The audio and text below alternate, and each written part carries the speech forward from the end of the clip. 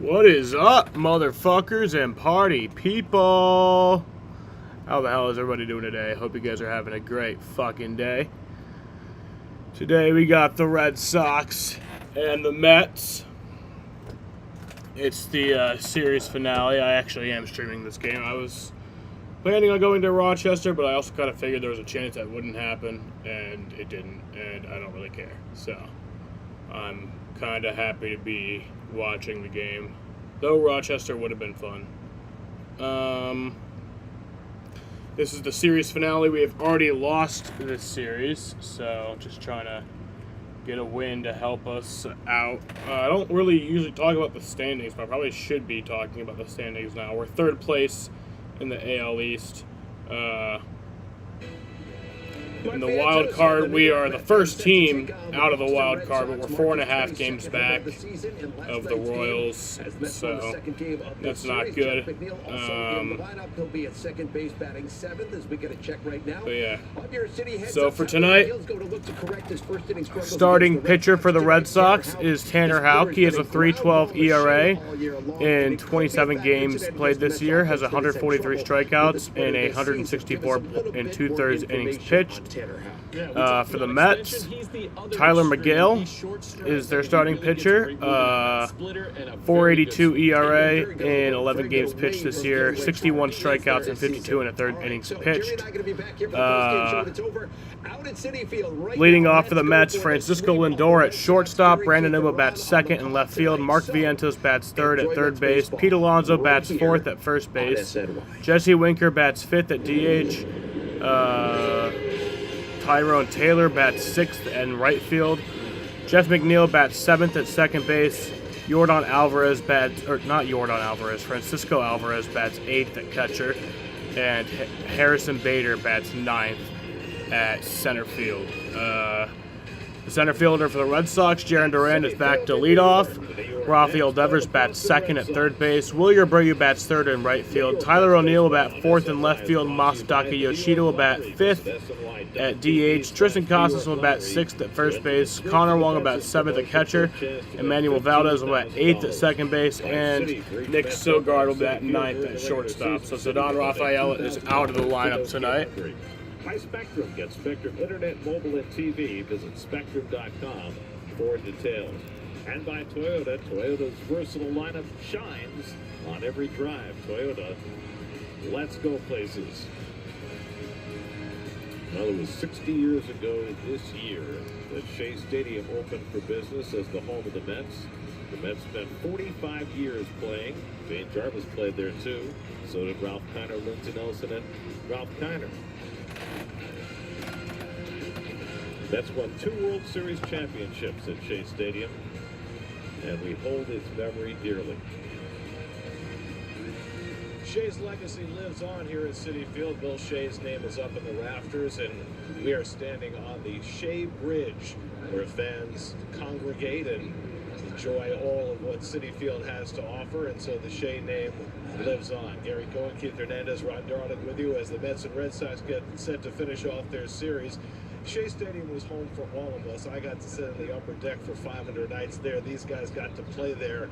It holds such special memories. It became a home for me. On September 6, 1983, I made my first start in front of my mom and dad. I'll never forget that as long as I live. The second memory, because I started so many games at Shea Stadium, was after I was done warming up. The bowels of the stadium were all concrete and dusty, and there were things everywhere. And I would walk, and you could hear the clop, clop, clop of your spikes on that hard cement. And I'd be next to Mel Stottlemyre, and he'd always tell me a really bad dad joke to try to make me, not be so nervous. And we'd make that entire walk. And I know that it was kind of scary all at the same time, because the unknown of what was going to happen that day, but welcoming too. Not to mention the cats and the rats that lived under the stadium. As far as I'm concerned, I remember the '69 World Series and watching everybody, all the fans coming off the 7 train over the bridge. You can see over the right center field fence, over the bullpen. I was in high school then watching the World Series, and then in '74 when I got called up to the big leagues, the first road trip was to Shea. It was '74, and when the Mets were still winning and coming off that 73 year. And I remember seeing how high the upper tank was, and it was just so daunting. And then to play in front of the big crowds, and then in the 80s when the Mets went kind of south, no one in the ballpark, and then to be a part, Ronnie and I, of the resurgence of the Mets and be a part of that, and the fans that came and filled that stadium up and just brought energy with them. And that big birthday cake at the ballpark was full. There was absolutely nothing like it. A lot of electricity at Citi Field right now. The Mets have won 6 straight games. They're a half game out of a postseason berth with 23 left to play in a big game tonight. You know, think about it. The Red Sox are a good team, but it's all timing. They're playing the Red Sox right now, and they're not hitting like they've hit all year long. It's a good time to try to take advantage of it. And the Mets right now, and the indoors Mets, are playing as good as they've played all year. So it's the Mets and the Red Sox. Mets going for the sweep and trying for 7 straight wins. Mets and Red Sox at Citi Field. All the action coming up on SNY. With Chevy trucks, be ready for adventure. With power you can count on. Capability that doesn't compromise. A hard-working EV with more range than any competitor, and the potential to take you anywhere. It's Chevy truck season. Get 1.9% financing, plus make no monthly payments for 90 days on all 2024 Silverado 1500 pickups. Chevrolet, together let's drive. If there's one thing we like, it's choices. And your Ford dealer is the place to start. Get power and capability with gas, hybrid, or all electric. But more important than the power you choose is what you choose to do with it. Relax. Roku's new TV doesn't put you face to face with a gigantic chameleon. It just feels like it. 4K screen with brilliant colors neither of your eyes will want to miss. Roku Pro Series. Your vision isn't better, your TV is.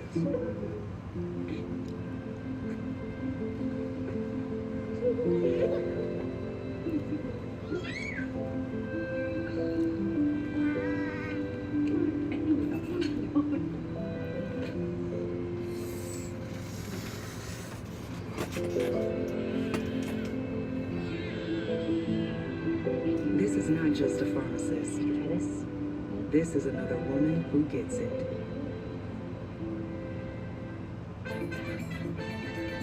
What's up, Mets fans? Mike Janela here. We are at Mais NYC in Midtown. Let's go check out what kind of food they're bringing. We do an authentic Mexican food, so it's the chicken tinga quesadillas and carne asada quesadillas, but it's served with pico de gallo, sour cream, and choice of chipotle salsa or mayo salsa, what is salsa roja. Make sure you check out Mais NYC at Citi Field, Coke Corner, from now until the end of the season. Welcome to Applebee's. Can I interest you in America's favorite boneless wings for just 50 cents each? I have the 50-cent bone. Cover your mouth. They could steal your order. I'll have the 50-cent boneless wings. I'll have the same. Perfect. They'll never see it coming. Another school shooting today. And that's about right. Sounds about right to me. New York Mets baseball on SNY is brought to you by Coca-Cola and Mais. The Coca-Cola Corner is now featuring Mais, authentic Mexican cuisine. Visit them through the end of the season and enjoy an icy cold Coca-Cola beverage. By your local Ford stores for current offers, visit buyfordnow.com. And by Stop and Shop, feed the moment. Images from last night's Mets victory. Gear up with your Mets this season at MLBShop.com. Check out the largest selection of official jerseys, caps, t-shirts, collectibles, and more at MLBShop.com. Tyler McGill's second start back from the minor leagues, subbing for Paul Blackburn, trying to get the Mets a sweep of the Red Sox. First pitch is coming up. With Chevy trucks, be ready for adventure. With power you can count on. Capability that doesn't compromise. A hard-working EV with more range than any competitor, and the potential to take you anywhere. It's Chevy truck season. Get 1.9% financing, plus make no monthly payments for 90 days on all 2024 Silverado 1500 pickups.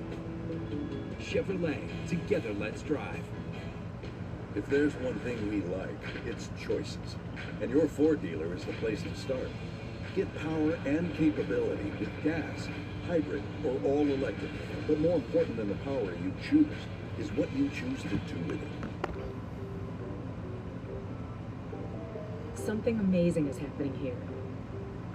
Productivity is growing exponentially. That's because CDW configuration specialists are deploying fleets of Microsoft Surface devices. Built-in security, simplified management, and flexibility help streamline busy work, which means everyone can get more done. Make amazing happen. Microsoft and CDW.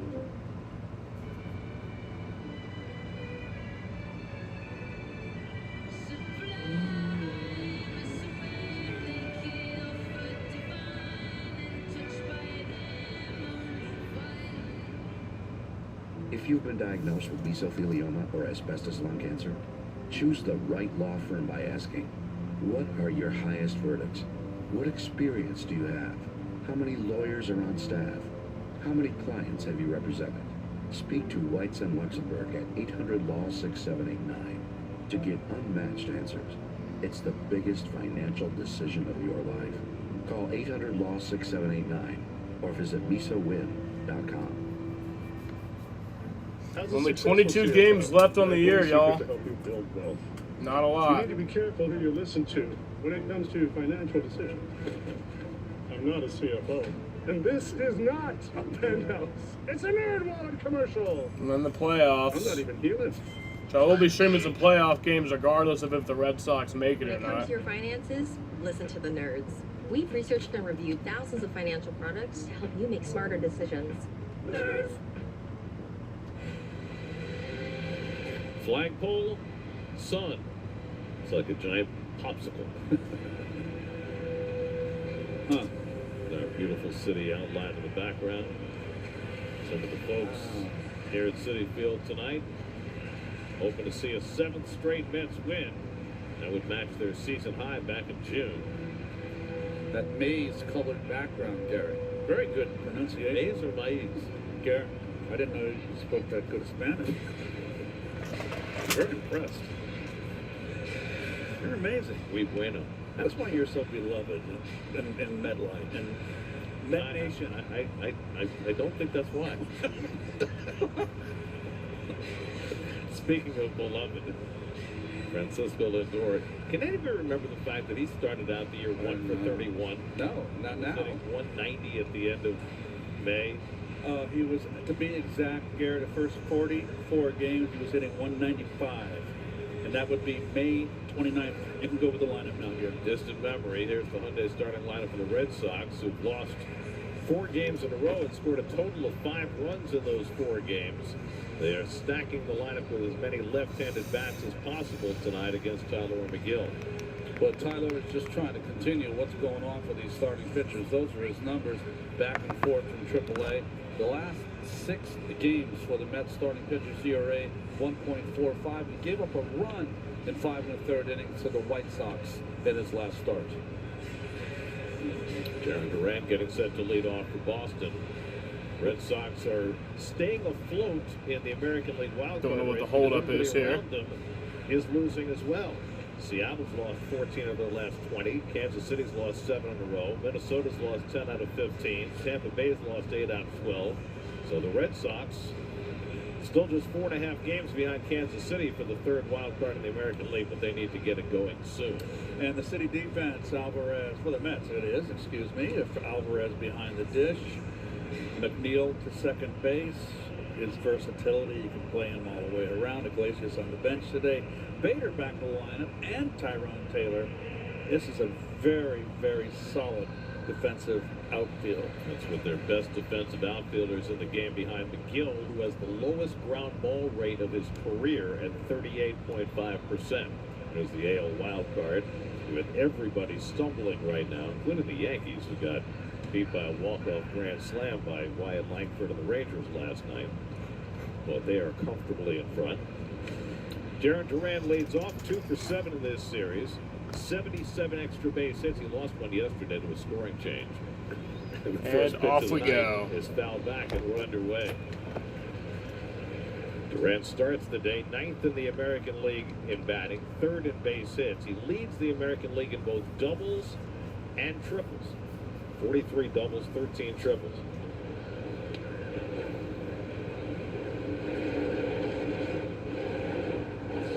And he hits one out to left field. Nimmo gives ground. He gets there, 1 out. I'd say double off the green monster. He's standing on second.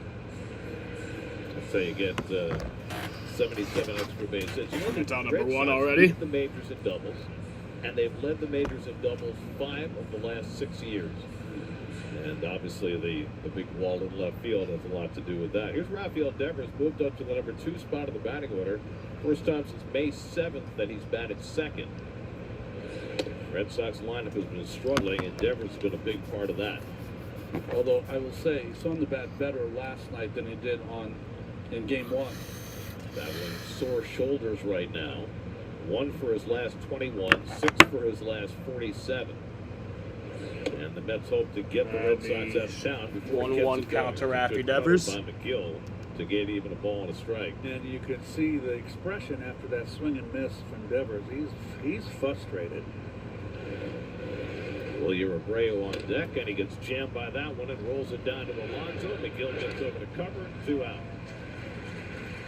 You know, we documented in his last start that McGill threw a lot of two-seamers, but he faced more right-handers, and he got inside on those right-handers. He won't be able to just comfortably throw the ball two-seam away from these lefties. He's going to have to throw that cutter, and he's thrown some good ones so far. Trying to get off to a better start than he did in Chicago, where he gave up a run in the first inning, and really was a slog for him through the first 3 innings. He threw 58 pitches, but then he kicked it in gear, and through the middle innings, he looked Come on, great. Willier. Retired 10 in a row at one point. Here's Willie Abreu playing right field, and he takes curveball up and away for ball 1. Abreu 1 for 4 last night. 268 batting average, that's best among American League rookies. He's already got 30 doubles in his rookie season. Takes a fastball away, and it's 2-0. Who is the American League Rookie of the Year? Wyatt Langford was the favorite going into the season, and he's had some huge moments, including last night. It's a good question.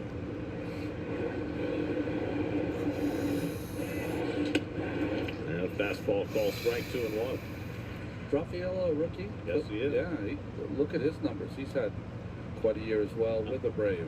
Abreu's right in that conversation.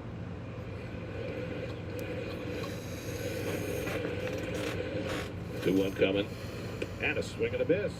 Strike The 2. high fastball was a big piece of David Peterson's arsenal last night, more so than in any game in his career. The Red Sox really, last night off David, and showed a big hole in the upper part of the strike zone, and they chased all night. And they were running Colton Cowser. Oh, there you go. Yes, we talked about him when Baltimore was in town. And the curveball got him looking. And that's strike 3. McGill drops the hammer on Abreu. 1-2-3 inning for Tyler to start the night. That's come to bat with no score. With Chevy trucks, be ready for adventure. With power you can count on. Capability that doesn't compromise. A hard-working EV with more range than any competitor, and the potential to take you anywhere. It's Chevy truck season. Get 1.9% financing, plus make no monthly payments for 90 days on all 2024 Silverado 1500 pickups. Chevrolet, together let's drive. The first step to building wealth is being careful who you listen to when it comes to your finances. I'm not a CFO, and this is not a penthouse. I'm not even human. When it comes to financial decisions, start with the nerds. What do you think happened to her? I'll tell you what happened. It was the last lap. I trained my entire life for this moment. I knew exactly how I was going to do it, and that's exactly what I did. That's what happened. For the love of changing perceptions, for the love of progress. City.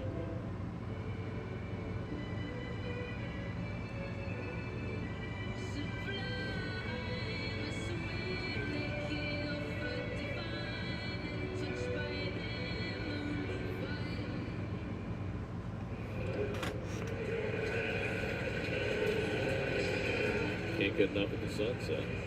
On the starting lineup for the Mets tonight. The right-hand hitters Taylor and Bader both in there against the right-hander Houck. J.D. Martinez still away on paternity leave. Congratulations to J.D. and his wife Brooke, the proud parents of Sophia Blake Martinez, born yesterday in Miami. Beautiful name. Their first child, and we wish them all the best. Here's Francisco Lindor, already hearing MVP chance as he comes to the plate. 32-game on-base streak, too shy of the Mets' single-season record, and a 14-game hitting streak. Houck's numbers, he had a brilliant first half. He's come back to the bat a little bit in the second half. Well, here's Lindor's home run. After the strikeout, the first at bat, and a pitch up in the strike zone, out of the strike zone, he made him get it down. And he squared that one up. Moonshot, 39-degree launch angle. And Houck immediately behind 3-0. One of the things that Houck has done better this year than last is he's walking fewer batters, from 3.5 to 2.5 walks per 9. And there's his first strike. Of course, last year his season got interrupted when he got hit in the face by a line drive off the bat of Kyle Higashioka. Had to undergo surgery for facial fractures, missed 2 months. That's pulled on the ground off the glove of Casas and into right field, and Lindor. That's going to be a base hit for Francisco Lindor. 33-game on-base streak, 15-game hitting streak. Lindor wasting no time getting aboard to start the first inning. Well, they got the count in his favor, got ahead 3-0, took 3-0, then got a sinker that didn't get out enough under the glove of Casas. And the beat goes on. I mean, what a second half for Lindor. His 156th hit of the season, 4th in the National League. He's jumping off first base as Houck steps off and looks him back. Lindor stole third base last night, his 26th steal of the year, 4 steals away from back-to-back 30-30 seasons. The 15-game hitting streak ties his career high. Brandon Nimmo takes inside ball 1. I like Nimmo back in the 2 spot in the order. Brandon's 1 for 7 in this series. He's driven in a couple of runs, sacrificed fly last night. Been swinging the bat better. He really was mired in a 2-month slump since the break. But it's been swinging the bat a lot better the last maybe since the road trip. Houck is just the opposite of last night of Cutter Crawford. Cutter Crawford came right to the ear. Houck has a big, long arm movement with 2-seamer movement and a sweeper. Doesn't throw many cutters. Fly ball foul. Doesn't throw any tanners either, so. And the defender, Red Sox defense, Connor Wong back behind the plate. Casas at first. Remember, they are challenged on the corner infielders with Devers and Casas. And there's your outfield, a former Gold Glover O'Neill, who's made an error in this series in the first game that cost a run. 2-1 to Nimmo. That's well outside with a split. And it's 3-1. Sorry, Gary, kind of crickets on your joke, but I was very worried that Keith was going to stick me with the defense again. But you went out and got it, brother. I was crickets too. Out behind each of his first 2 hitters, 3-1. And Nimmo draws the walk, and the Mets have the first 2 men on. 72 walks now for Nimmo, 3rd in the National League. Well, the way the Red Sox are going right now, they have to get good starting pitching. And their starting pitching, for the most part, has been fantastic. There's your Coors Light beating the pressure. Tanner Houck in the top 5 in the American League in ERA. And he did throw 6 shutout innings in his last start against Detroit, but the Red Sox are 1-7 in his last 8 starts. His ERA over 4.5 over that stretch, so he's really come back to the pack. Here's Vientos, who homered last night. He's got an instant chance, 1st and 2nd, nobody out. And he chops one up the third baseline. That'll kick foul. That's one of his patent bleeders down that third base line. Keep it fair, though.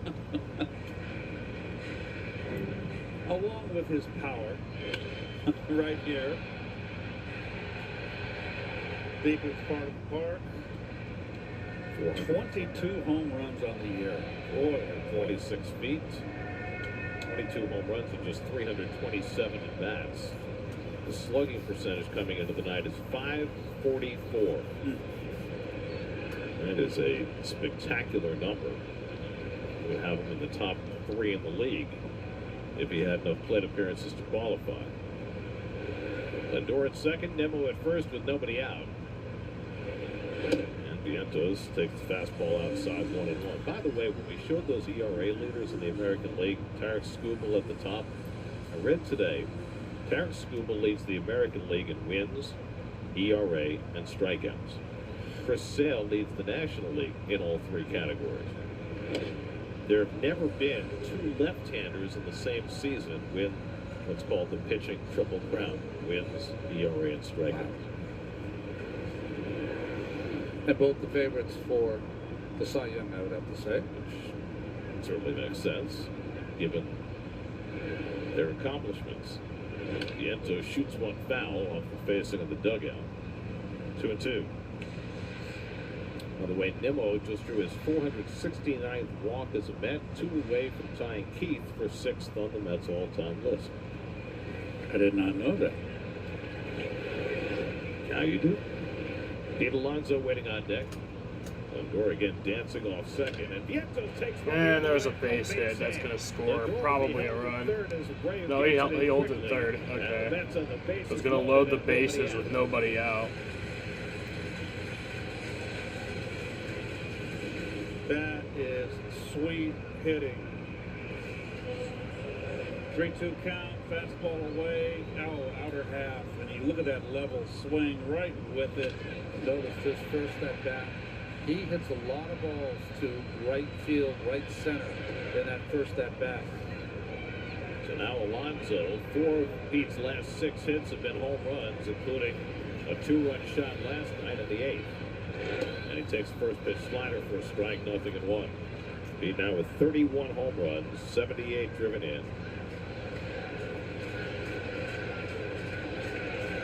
60 extra base hits. That puts him 6th in the league.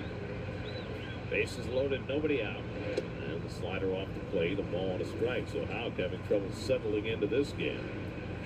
Through 6 scoreless innings against Detroit his last time out on Friday. And the Mets are putting his feet to the fire.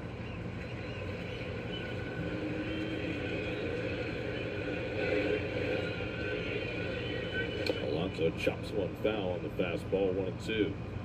Almost all of these Mets hitters are seeing Houck for the first time. The only guy in the lineup who has experience against him is Jesse Winker, who's on deck. Been the one slow part of Pete's year, hitting with runners in scoring position. Going to get that home run last night with a runner in scoring position. And he chases a slider for strike 3. He's going to strike him out. That'll be out number 1. Of the inning, as he gets Pete to expand the zone, 1 away. Really, the first time Houck has worked on top above the count. When he does, he's got some pitches to put you away. That's a sweeper. That started on the inner third and ended up 2 feet outside.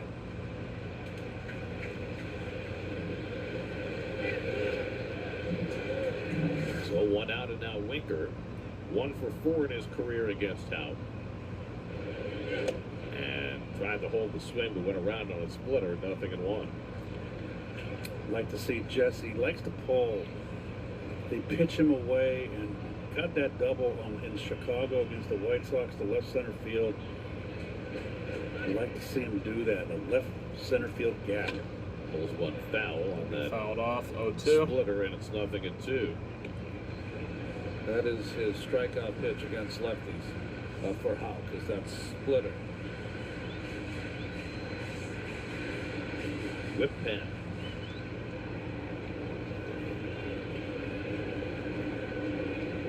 Houck ahead 0-2, bases loaded, 1 out. And Winker takes a fastball that just barely missed, 1-2. Nate Tomlinson is the home plate umpire tonight.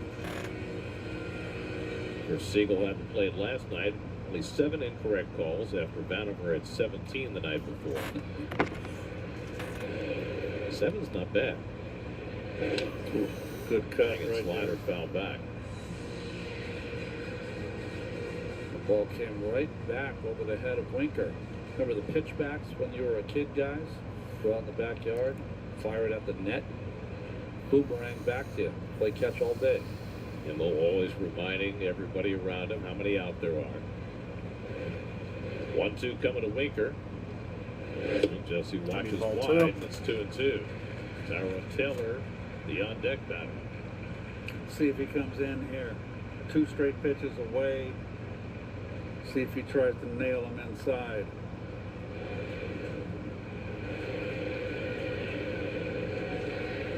And Winker hits one to deep center field. Back goes Duran to the warning track. It's over his head. It's out of here. God fucking damn it. Are you fucking kidding me? Are you fucking kidding me, dude?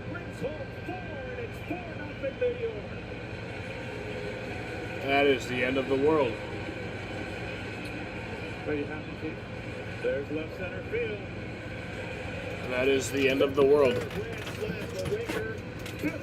Fuck Dom. This season, and the Mets with a big early hit. I hate life. I hate my life.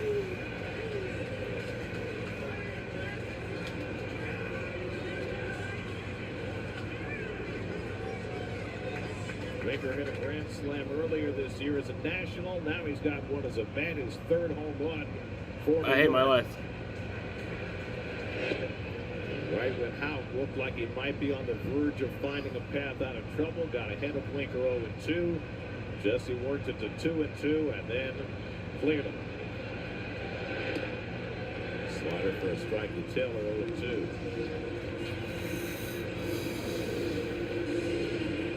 Sinker ball pitcher, when they're in trouble, they need a strike. They're gonna go to their bread and butter. Valdez handles the ground ball and throws out Taylor 2 away. Now here's the contact. Look at the pitch. It's away. And what did he do? Shoulder in, left center field. No need to pull when you've got that kind of power to the opposite field.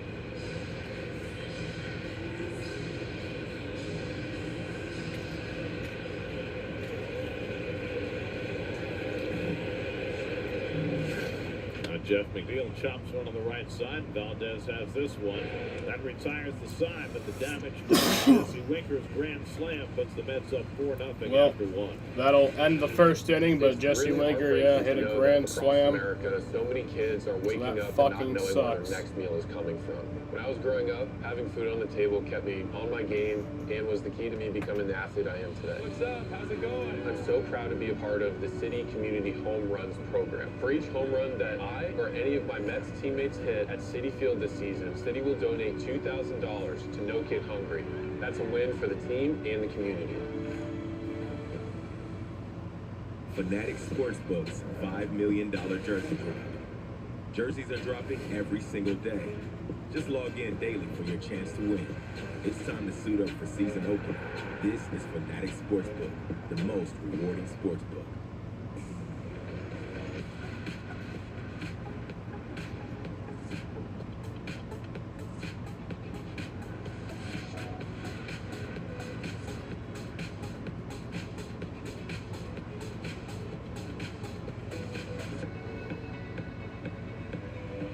Current owners and lessees of an eligible competitive luxury brand vehicle get this low mileage lease on this 2024 Cadillac Lyric Tech for around $399 per month. The tree tracer steps. The heat is on. What? The walls are closing in. Everyone's a suspect. Are you just quoting cop shows? That's what they want us to think. He's just quoting cop shows. I'm too old for this. We're not detectives. We're connectivity experts. If millions of communities rely on us for fiber, internet, and mobile, you can too. Optimum, where local is big time.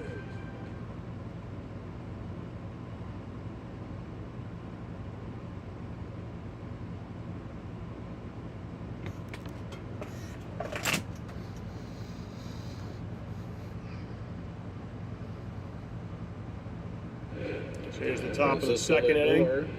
Mets already up 4-0. Winker's exploits. Tyler McGill staked to a 4-0 lead. Comes up and into Tyler O'Neill, 1-0. O'Neill 2 for 6 in this series, batting cleanup and playing left field. Masataka Yoshida on deck, and then Tristan Casas. McGill fires a fastball, strike 1-1.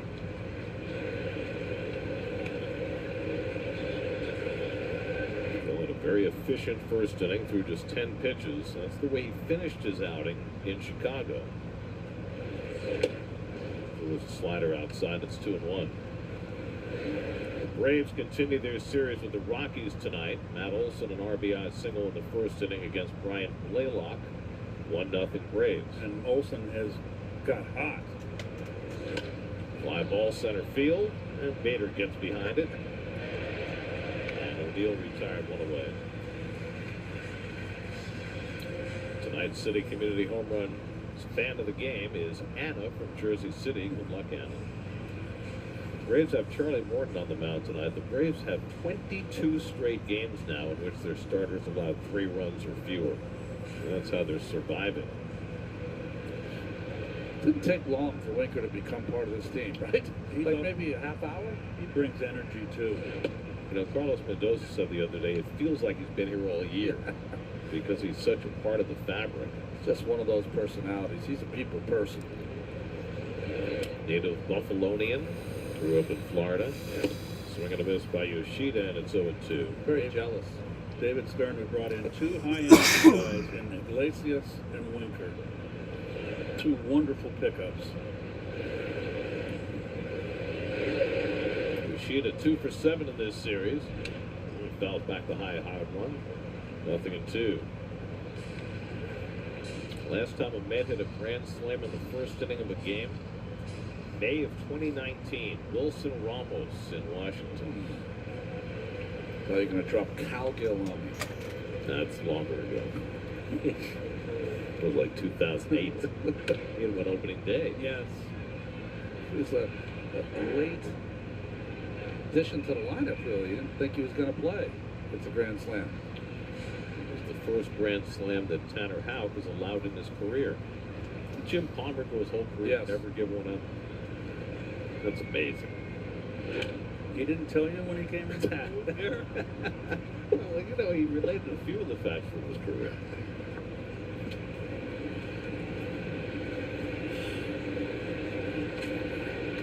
He's a Hall of Famer. He gets the crow. Hey, he's one of the greats. 6th pitch of the at-bat to Yoshida. He just got a piece of that splitter to stay in the at-bat. Tristan Casas on deck. Yeah, I actually read something today. It asked the question. In the 86 World Series, how many Hall of Famers from that played in that team? Wow. Which is a trick question because the Red Sox had a Hall of Famer who never played. That's right. Right? Rod Steven. Yeah. So, I'm counting 4 Red Sox. No. Only 2 Red Sox and 1 Met. I got the 2 Red Sox. Well, Jim Ed. You got Boggs, and Rice. That's it. And Carter. That's it. Yeah. That's it. Those are the only 3 Hall of Famers who played in that series. Because Clemens is in the Hall of Fame. You're not in yet. Well, I'm counting Seaver. Seaver didn't play. Didn't play. Don Baylor. Baylor's not in. No, it's right. Baylor did not get in. And Dewey did not get in. Not yet. Not yet. 1-2 to Yoshida after McGill threw him 8 straight strikes. Overrated World Series, huh? Well, it was well matched. The Red Sox were a powerful team. Yoshida really making McGill work in this at bat. He's already seen 10 pitches and still going. Well, you know, we were talking about Shea Stadium earlier. One of the most famous lines ever on the scoreboard at Shea Stadium was "Congratulations, Boston Red Sox," with 2 out of the 10th inning. They had to rescind that. Yoshida lifts one out to left, and Nimmo has it lined up. 1 out, so an 11-pitch at bat, and McGill wins the battle. He's retired the first 5.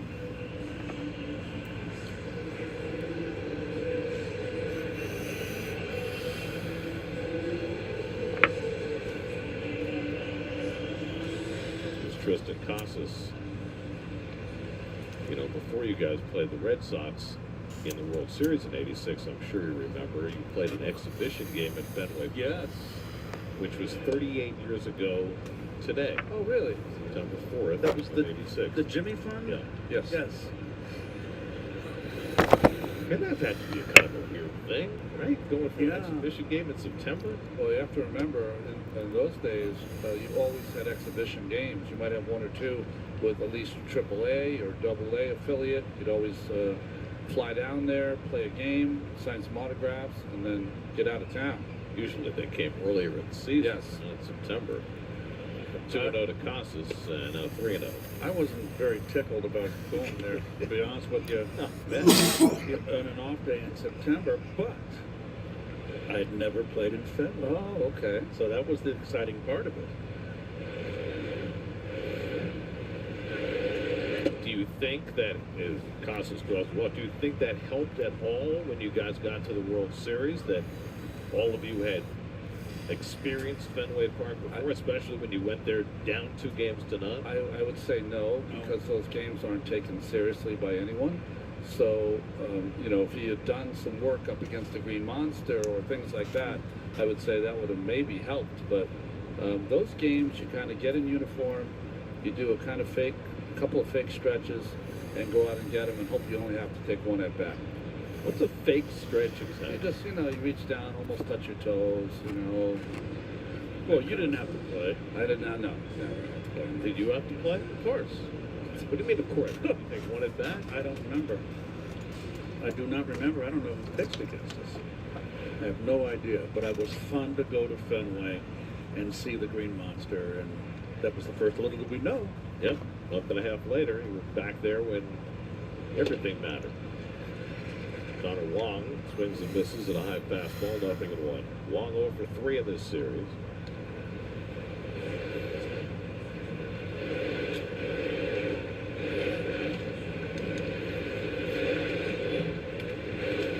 Connor Wong's up. And Wong, strike 2. Late on another fastball, and it's 0-2.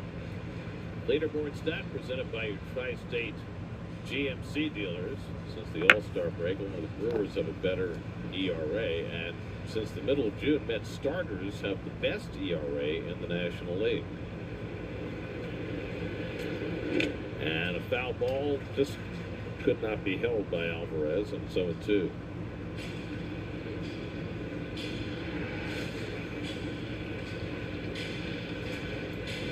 Just at the tip of the webbing. The pocket, I should say, right? Or is that the webbing? That's the webbing. That's the webbing. The pocket's down lower.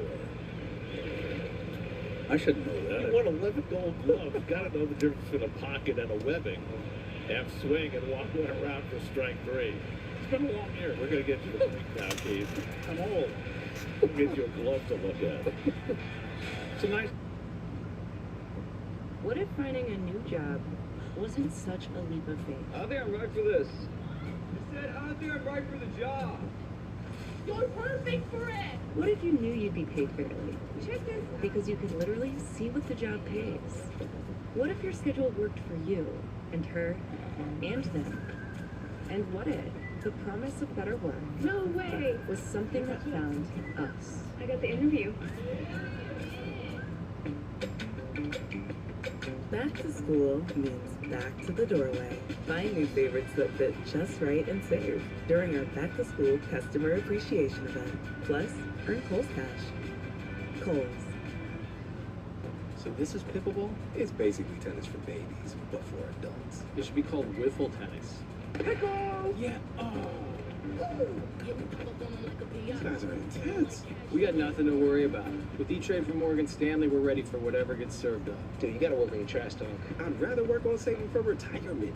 Or college, since you like to get schooled. That's a pretty good burn, right? Got him. Yeah. Thanks for coming to our clinic. First one's free.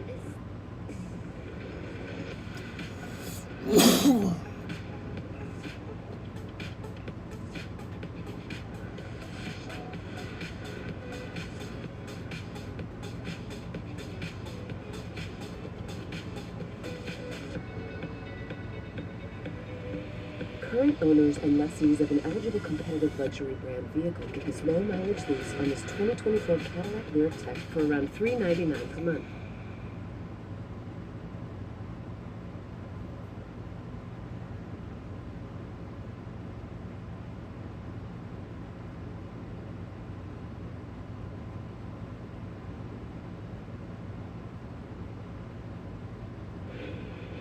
Home second inning, Francisco Alvarez smokes one to center field. Jared Duran goes back and grabs it, and that's the first out. It's 2 good at-bats in a row for Alvarez. Yeah, the base hit in this last at-bat last night in the 8th inning, and then that bullet on a hanging slider. Be one of the first 15,000 fans at Saturday's game against the Cincinnati Reds and get a Mets hockey jersey from Hyundai. Get your tickets now at Mets.com/tickets. Here's Harrison Bader, and Bader lines one right at the shortstop, and Sogard's got it. 2 pitches, 2 line drives, 2 outs. Houck has been up with his slider, and when you're up with, your sinker, his sinker, and when you're up with your sinker, it just runs flat, stays horizontal. So now Lindor, who opened the ninth for the Mets with a base hit, came around to score on the Waker Grand Slam. 98 runs scored now for Lindor. It's not a cloudy day anymore for Francisco. It's just sunshine all the time for Mr. Smile. Slider stays outside for ball 1.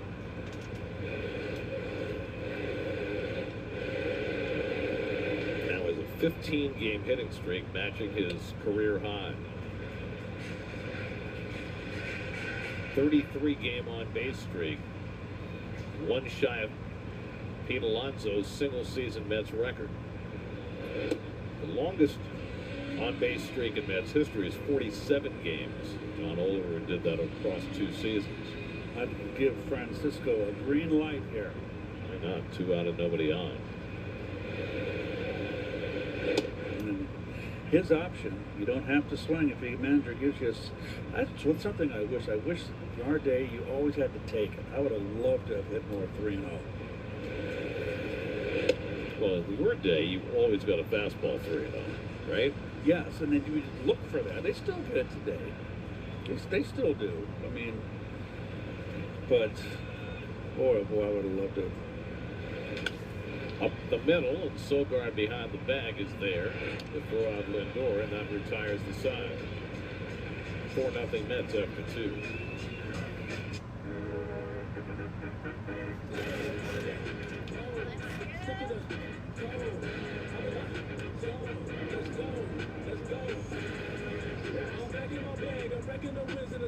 You've got your Sunday obsession, and we got you.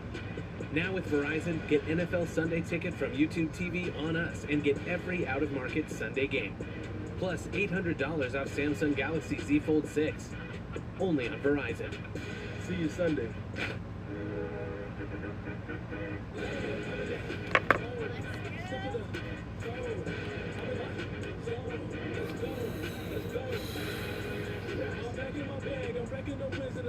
You've got your Sunday obsession, and we got you. Now with Verizon, get NFL Sunday Ticket from YouTube TV on us and get every out-of-market Sunday game. Plus $800 off Samsung Galaxy Z Fold 6. Only on Verizon. See you Sunday. I deprioritized.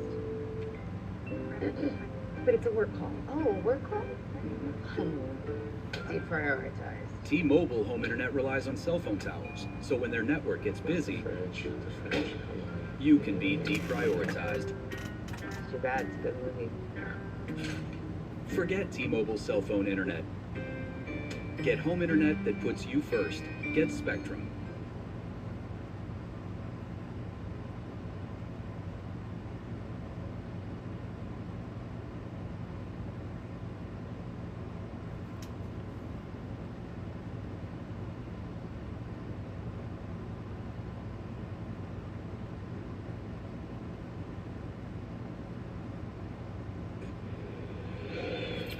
Third inning, 4-0 New York, and Manuel Valdez leads off. Valdez 0 for 3 in this series, had an RBI on a sac fly last night coming off the bench. And he fouls back the first fastball by McGill, 0-1. While the Mets lead 4-0 here, so do the Braves. 3-run homer by Jared Kelnick in a 4-run first inning. So the Mets scored 4 in their first, and the Braves scored 4 in theirs. 4-0 Atlanta over the Rockies in the second. You know, Kelnick's not having a great year, but it's his best year in the major leagues. Got into a winning environment. Yes. Stronger lineup. I was just going to say, the Braves, with all the injuries to their offense, you've got to tip your hat to them. They just find a way to win. Well, they're hanging in. Half game in front of the Mets.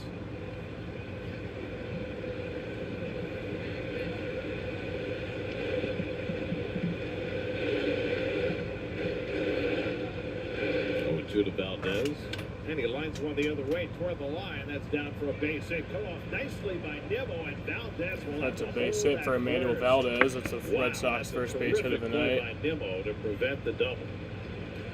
Well, he was playing him to the opposite field, but he had to. This is a bullet. Hit it right where it was pitched, and this was a laser beam. And Nimmo's speed, he backhanded it, got to it. Well done. So that keeps the double play in order. Nick Sogard, the batter, the switch hitting shortstop. So Don Raphael played shortstop in the first 2 games of the series. He's getting the night off tonight. Sogard's 1 for 2 in this series. Just his 17th big league game.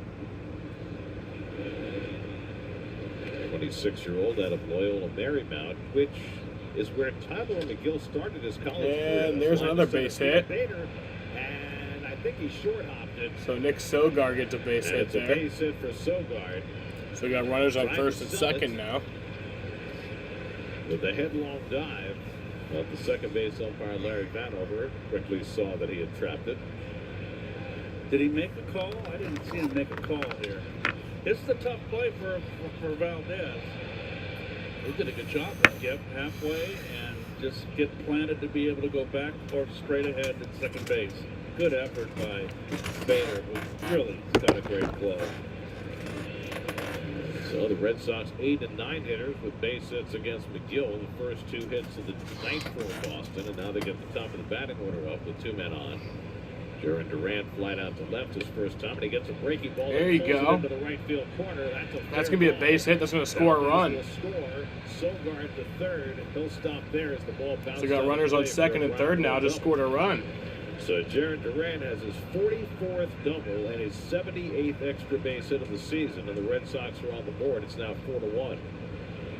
Down and in breaking ball. Just too much of the plate, inner half. The Mets are pretty fortunate that that bounced out. That with the 2 RBI double. Nice play on the carom. Oh, he doesn't make the play. Maybe Durant has a triple. Good cutter by McGill to start off Devers, 0-1. Durant had a double taken away by a scoring change yesterday, and he gets it right back today. 44 doubles, 13 triples, 21 home runs. And another cutter, and that pitch has given Devers trouble in each of his first 2 at-bats. So that was in Durant's first at-bat, Garrett. Did they rule it an error? No, it was from a previous series, the series against the Tigers. Okay. 0-2 to Devers with Abreu on deck. And he got in on him again. The fly ball out to right. That'll get a run in. So that's going to be out number 1, but that's going to score a run. The Sogard on the third goes Durant. So it's a make a 4-2 game. And the Red Sox have cut the Mets lead in half. It's now 4-2.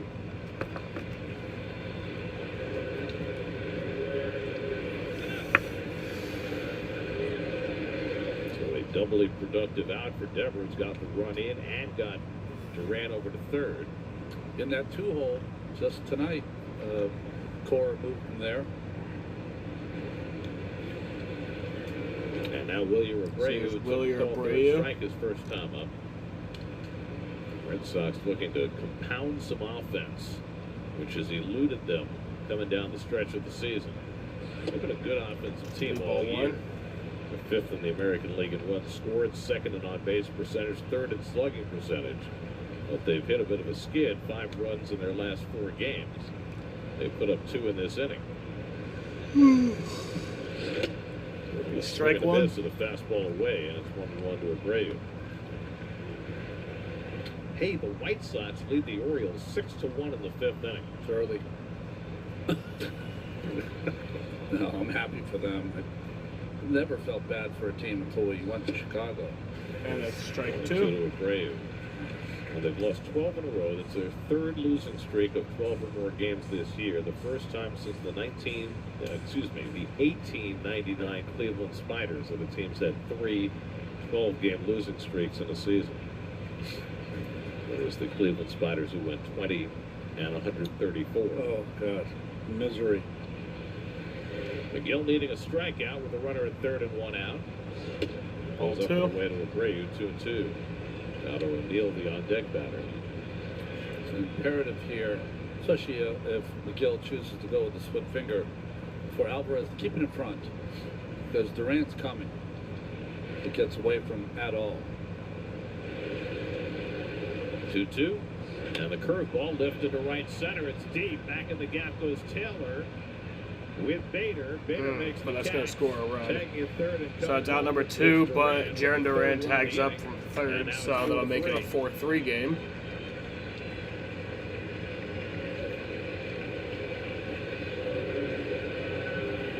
Well, successful right there. chipping back for the into it. Red Sox with 2 straight sacrifice flies. It's been something that's been kind of, we see so many guys fail over the years, and Red Sox cash in. I mean, that's. And why did they succeed where others failed? Was there something that they did specifically in those at-bats? I would have stayed upstairs on Abreu. They get guys out upstairs. The Red Sox, there you go, right there. Red Sox have shown a vulnerability to pitch here, and they've been fishing up here, chasing, and he threw them a down breaking ball. Left-hand hitters are low ball hitters. I like that high riding fastball. That's been the bread and butter for the first 2 games against the Red Sox. I mean, with Devers, he got ahead with 2 cutters, threw him another, and he was in to get enough to lift. So that'll end the inning, but that'll bring us to the bottom of the 3rd inning. But the Red Sox did score 3 runs there, so now it's a 4-3 game. Oh, come on. Trade in any phone in any condition, guaranteed, and get the new Galaxy S24 on us. Plus YouTube Premium for just $10 a month, only on Verizon. Oh, come on. Trade in any phone in any condition, guaranteed, and get the new Galaxy S24 on us. Plus YouTube Premium for just $10 a month, only on Verizon. Is it possible to be more capable and more practical? I'm gonna kill someone today. And here, make a statement while barely making a sound, and command the road as well as what lies ahead. How we get there matters.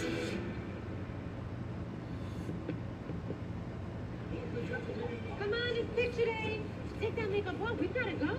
Where, Mom? Research shows passion and loyalty are traits passed down between generations. The makeup stays. Real New York sports fans are raised on SNY. New York Sports here.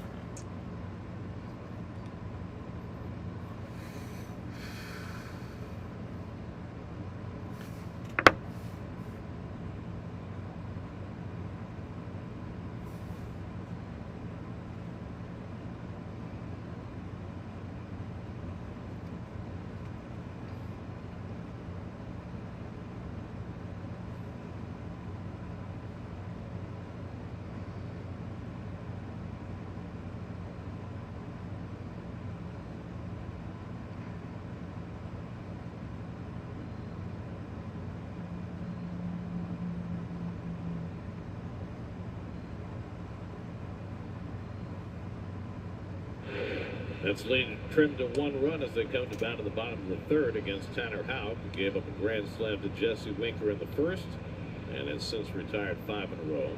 Brandon Nimmo walked and scored in the first inning. Nimmo takes a splitter down, and it's 2-0. Mark Vientos on deck, and then Pete Alonso for the Mets in the third. Yep.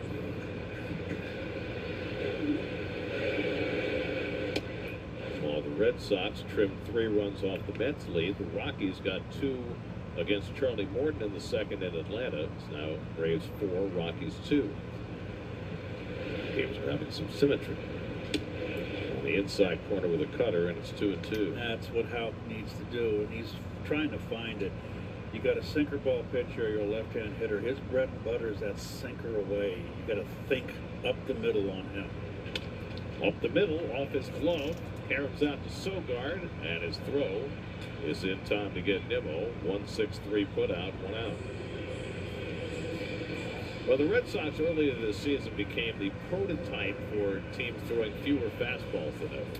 Well, Andrew Bailey, who is their pitching coach, came over from San Francisco. He was with Brian Bannister over there, and they were able to, that culture of working with pitchers and making sure that the pitch that was hit the softest, usually the breaking ball, was used the most. And they brought that over here to this young staff. Unfortunately, the second half of the season, those numbers have started to back up on them a little bit. The numbers against the Red Sox breaking stuff have come up as the year's gone along. Listen, one of the other keys in this game, it's nice to be able to throw a breaking ball on any count, but it's all about predictability. So when they do the scouting report, the opposition, and your predictability that you're going to throw something spinning 65% of the time, 2/3 of the time, that's a predictability as well. You have to mix in enough fastballs to keep them off that pitch. And also, you know, when we talk about the numbers against a particular pitch, it's the pitch that ends the at-bat, but it doesn't tell you how you got to that pitch. Right. It's a sequence, a series of pitches to retire a hitter. Each one's connected to hopefully fool the hitter and get him into a place where he least expects the pitch that you throw to retire him on. Vientos chases for strike 3, so Houck got him to chase a slider for his second strikeout, and Houck's now retired 7 straight. Yeah, don't get comfortable against this young man. I know he gave up a grand slam in the first. He could throw 6 shutout innings in a heartbeat. That's how good he is. And he's effortless with his motion. Big, strong kid. 6'5", 230 pounds. Here's Alonso. He takes a fastball strike. Houck played at the University of Missouri, where he was coached by former Met Steve Beazer. Steve Beazer, who's most famous in Mets history. The first series ever against the Yankees in 1997, he was on third base, and he coaxed a balk from David Cohn. Really? Yeah. You've got an amazing memory. Hey, everybody remembers the Beazer. I mean, that had to be his natural nickname, right? The Beazer. Like Jerry Mathers.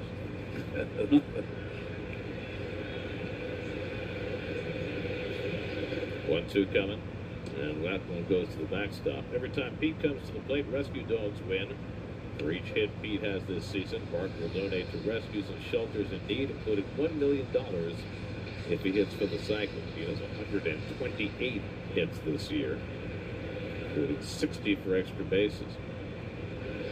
He goes down swinging on the slider, so Houck, settling into a groove, he's retired 8 straight. It's a 1-run game after 3.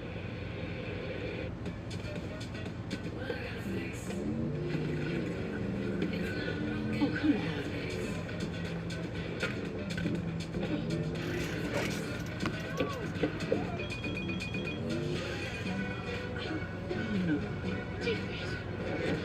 You break it, we take it. Trade in any phone in any condition, guaranteed.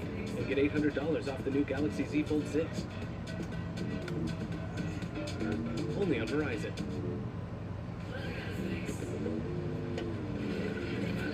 Oh, come on.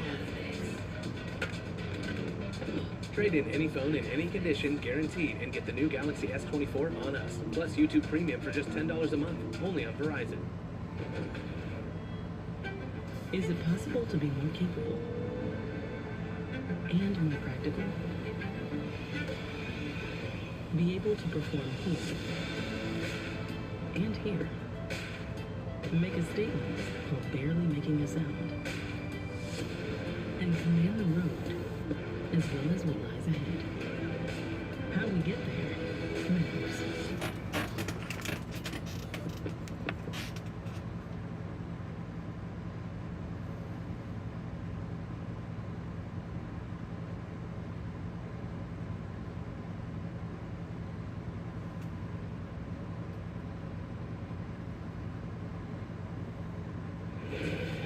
Pitching Decisions presented by Sage, the official finance software partner of Major League Baseball. You know, I think the thing I was more impressed with is that the prior start, Peterson was down in the strike zone, change-ups, two-seamers, but he found a hole last night, especially with that fastball up, and he stayed with it because he saw that hole, and it resulted in 11 strikeouts. So the ability to change from team to team to not only go against their weakness, but also pitch to your strengths, that was impressive last night from Peterson. I agree 100%. He has come along. Career high, those 11 strikeouts for David, coming on his birthday to boot. 9-1. Masataka Yoshida takes up and away for ball one as we start the fourth inning. And Peterson, 17 starts, 2.75 ERA. Where he missed the first 2 months coming off hip surgery. And more importantly, to your teammates, they're 14-3 in those 17 starts. When they put their uniform on, they know it's win day when Peterson's on the mound. By the way, the 9-1, 900 winning percentage, highest in Mets history. Popped up on the right side. Who got it? Alonso climbs the hill, staggers backwards, but held on. 1 out. I mean, it depends on the innings. Coney's got to be close. Well, Coney is 20-3, but that's not quite 700. I remember Terry Leach was 11-1 one year. Came out. He had someone went down and came in and he really saved us. Yeah. The old submariner. There's Tristan Casas, who drew a walk his first time up.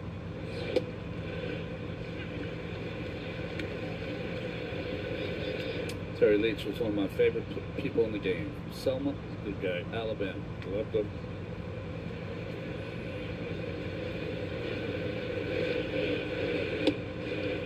Do you remember what year that was? Was it 85 or 87? 87 or 88. That's when Coney The went year down. that everybody got hurt. Yeah. Yeah, 88. 88. Yeah. He was my roommate in AAA. 87, he was 11-1. Right. Yes. That was the year everybody got hurt. Lonnie was the last guy standing. Yep. And he broke his thumb 2 weeks to go in the season. It was a tendon. No, it broke my thumb. You broke it? Yeah, I mean, no, yeah, you're right. You're right. Ligaments. Right, ligaments, that's right. It's called the gamekeeper's thumb. I don't know why they call it that. Really? Yeah. The injury is called the gamekeeper's. So you're saying like a rhinoceros ran into your thumb? I had to wear the gamekeeper. I had to wear the khaki shorts and a t-shirt when they operated on me. The helmet? Casas fouls it off, and it's 1-2.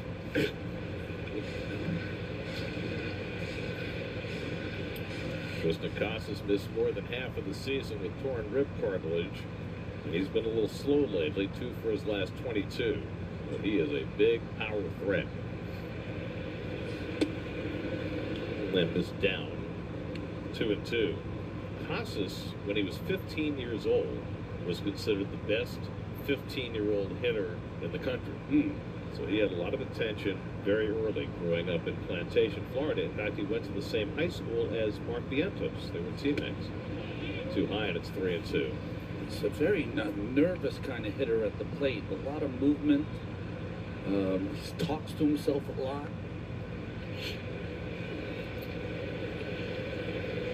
But a little bit of a quirky personality. Hits one on the ground to his high school teammate. And Vientos throws out Casas 2 away. American Heritage High School, Plantation, Florida. That's two pretty good corners right there. Casas and Vientos for high school team. I feel like Eric Hosman might have went there, like a lot of ball players come from that area. Be a few years earlier.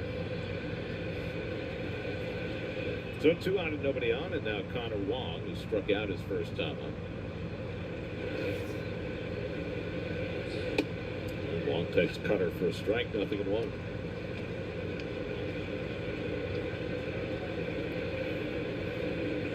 Danny Jansen caught last night. Wong started the first and third games of the series, and he lines one into left field for a base hit. That's a base hit from Connor Wong. So a 2-out single for Wong, his first hit of the series, and the 4th hit tonight against McGill. Got himself a hanging slider here. The slider is a very interesting pitch. If you keep it outside the right-handed hitter, very hard for them to put it in play. If you hang it at all on the inside part of the plate, it's always hit hard. Always. You could also be rubbing up a new one. Yes. Manuel Valdez singled along the left field line in the 3rd inning. Nimmo did a great job holding him to one base, but the next 2 hitters got hits and then a couple of sac flies, and all of a sudden the Red Sox had 3 runs on the board. They are shading him in the outfield to the upfield. And the throw down at first, and Alvarez has a Oh, and a run down. That sucks. So that's going to bring us to the bottom of the 4th. 2-3-6 on the caught stealing.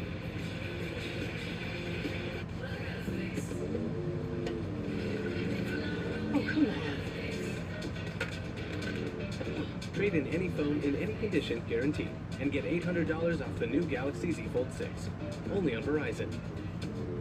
Joe, we're cartoons. This is the perfect way to podcast now that we're on YouTube.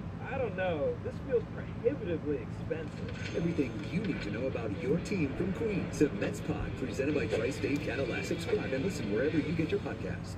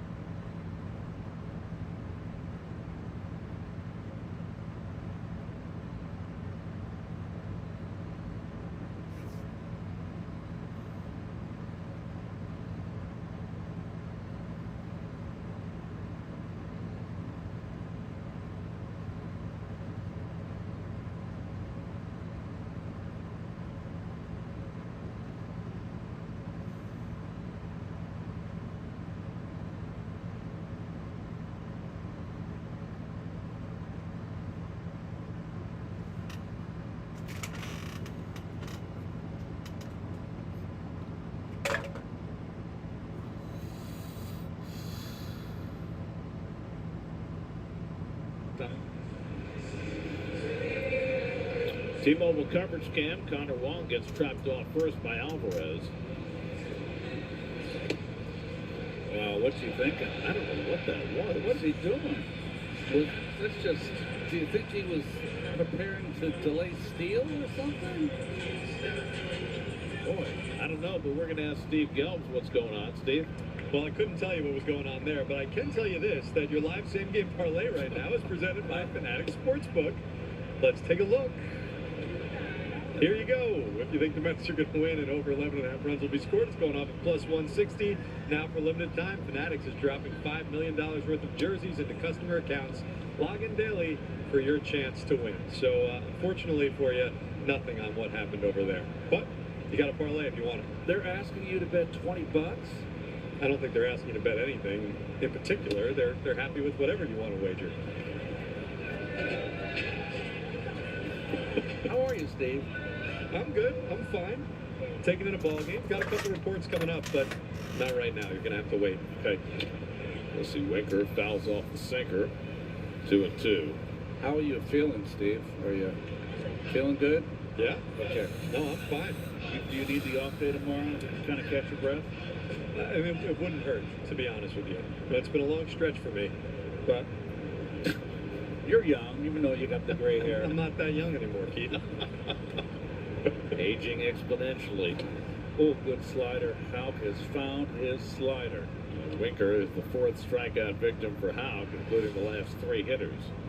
So he's got the swords working. He's got a ball that goes away from the lefties, starts on the plate, ends up off the plate, and he's got a slider that starts on the plate and ends up underneath their hands. It's 9 in a row retired by Houck since the Winker Grand Slam. And now Tyrone Taylor. And he takes slider off the plate for ball one. Taylor grounded out to second base his first time up, getting the start in right field today. His first start since Saturday in Chicago. And that one kicks away. 2-0.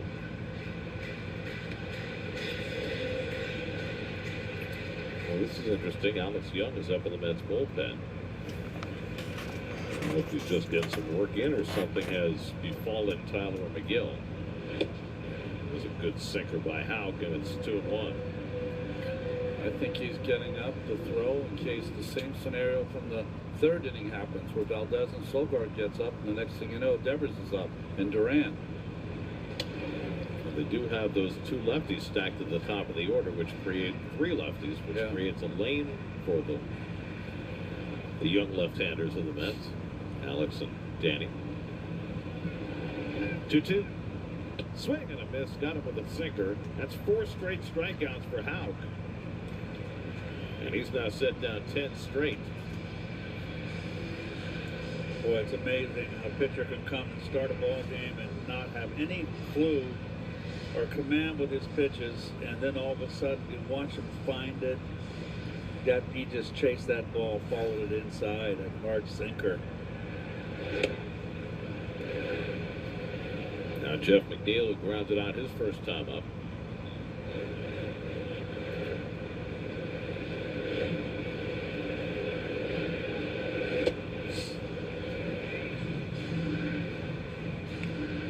McGill was down in the clubhouse, just came up to the dugout. Certainly appears as though he's still in the game. We'll see. The bullpen's pretty rested for the Mets, I would have to say. This could be the last turn for McGill in the rotation. Paul Blackburn threw 6 2/3 effective innings on rehab last night. It looks like he'll be slotted in the next time that turn comes around, which will probably be Monday in Toronto. And what the Mets do with McGill at that point remains to be seen. Do they keep him in the bullpen? Do they go with 6-man one time through? Do they send him back to the minors to start to be ready in case the Mets have another need? Mets have jiggered their rotation a little bit for the weekend coming up against Cincinnati. Sean Manaea is going to go on regular rest Friday. And then Jose Quintana will get 2 extra days of rest pitch Saturday, and Luis Severino will get an extra day of rest and go Sunday. Yeah, so the older pitcher gets a couple extra days. Manaea is on fire. Why would you switch him from his spot on regular rest? Severino with the extra day as well. Hopefully we didn't mess Sean up too much last night. That was a great interview. He's outstanding. 2-2 coming to McNeil, and he got him. And so Houck strikes out the side in the 4th. He's fanned 6 in a row. What's up, Mets fans? Mike Janela here. We are at Mais NYC in Midtown. Let's go check out what kind of food they're bringing. We do an authentic Mexican food, so it's the chicken tinga quesadillas and carne asada quesadillas, but instead with pico de gallo, sour cream, and choice of chipotle salsa or mayo salsa, what is salsa roja. Make sure you check out Mais NYC at City Field, Coke Corner, from now until the end of the season.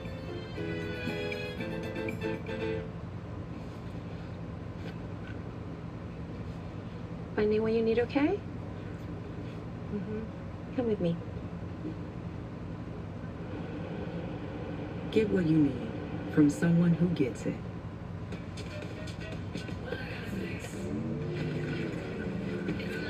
Oh, come on.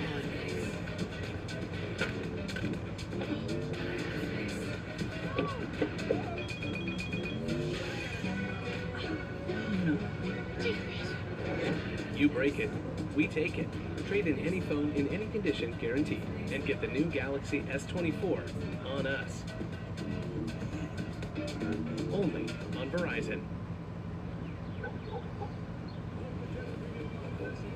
Come on, it's picture day. We're gonna be late. Baby, what are you doing? Take that makeup off. We've gotta go. Research suggests passion and loyalty are traits passed down between generations. The makeup stays. Let's go. We'll take it off in the car. Tuck your shirt in. Way to role model, Grandma. Real New York sports fans are raised on SNY. Oh, I need a vacation. Get your New York sports here. Been under 4.5. Tomorrow, the crew weighs in on how the Jets' defense can contain Christian McCaffrey in their Week 1 matchup against the Niners on Jets Game Plan, presented by Dime Community Bank, tomorrow at 5:30, only on SNY. Where is that game opening up? It's a Monday night game, right? Yeah, San Francisco. In San Francisco. Actually, Colorado. Does that mean that Steve got to be with us in Toronto?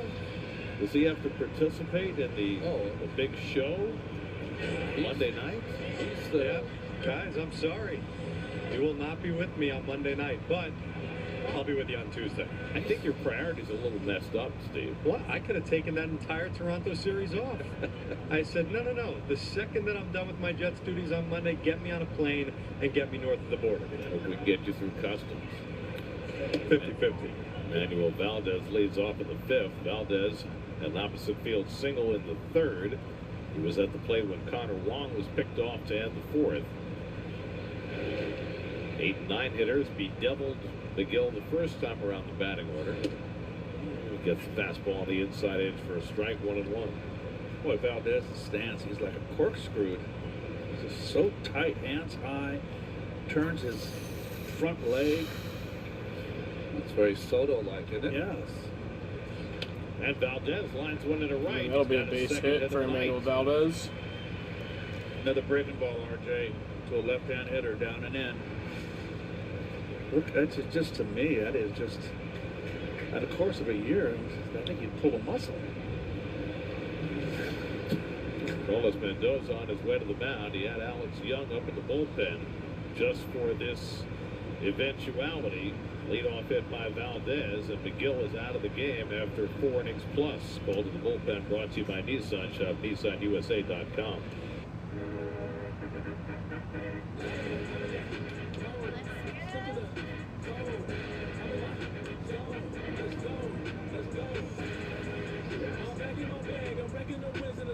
You've got your Sunday obsession, and we got you. Now with Verizon, get NFL Sunday Ticket from YouTube TV on us and get every out-of-market Sunday game. Plus $800 off Samsung Galaxy Z Fold 6. Only on Verizon. See you Sunday. Honda Sports Night on SNY. We start things out in the Bronx. On to the Minute News. It was a busy Tuesday in New York sports. On all your New York teams. Let's check in with the Yankees and Mets. All night, every night, starting at 11 p.m. only on SNY. Get your New York sports here.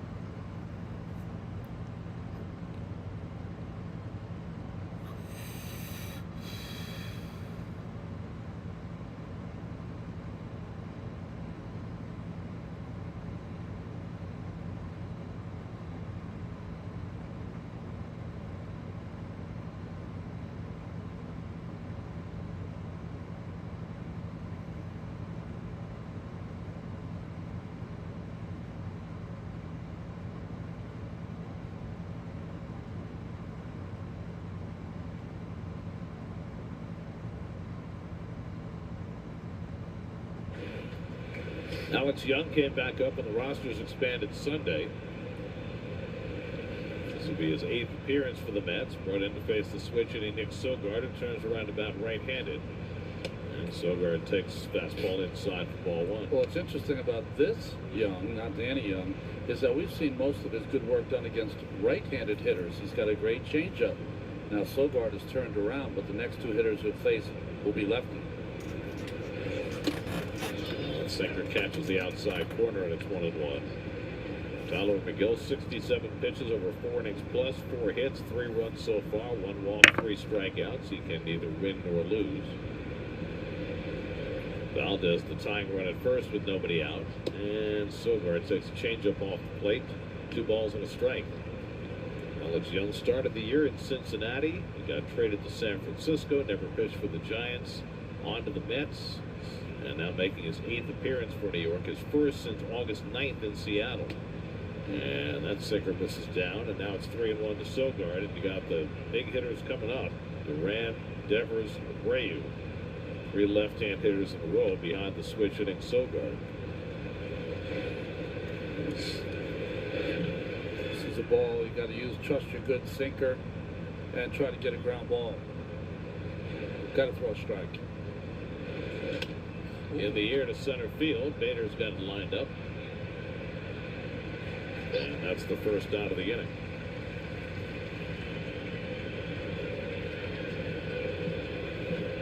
We go to the 4th inning in Atlanta. Braves 4, Rockies 2. Braves got 4 in the first, Rockies 2 in the second. Charlie Morton on the mound for Atlanta. That's a half game behind the Braves for the 3rd wild card spot. Here's Jarren Duran, who doubled into the right field corner to drive in a run in the 3rd. Valdez at first with 1 out. And a first pitch slider swung and missed, 0-1.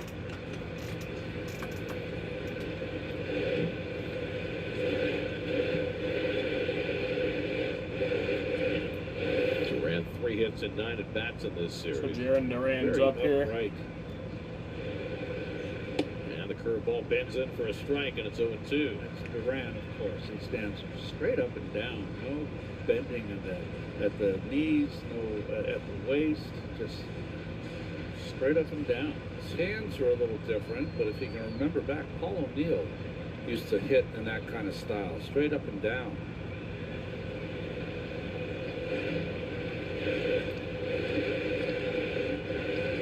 Two from Young. On the ground through the hole, base hit. Valdez to second. He's going to turn and hold there as Taylor throws it in. So Duran has his second hit of the night. And the Red Sox at the tying and go-ahead runs on base. Breaking ball stayed in. And that just didn't get away at all. No, it was a sinker down and in, looked like. Leg kick. Kept his hands back. Lefties love that ball down. Just found a hole. Nice closing on that ground ball by Taylor to prevent the 1st and 3rd. Jeremy Hefner out to talk to Young, who's about to face Rafael Devers with 2 on. Devers had a sac fly in the 3rd, but looking for his first hit in this series.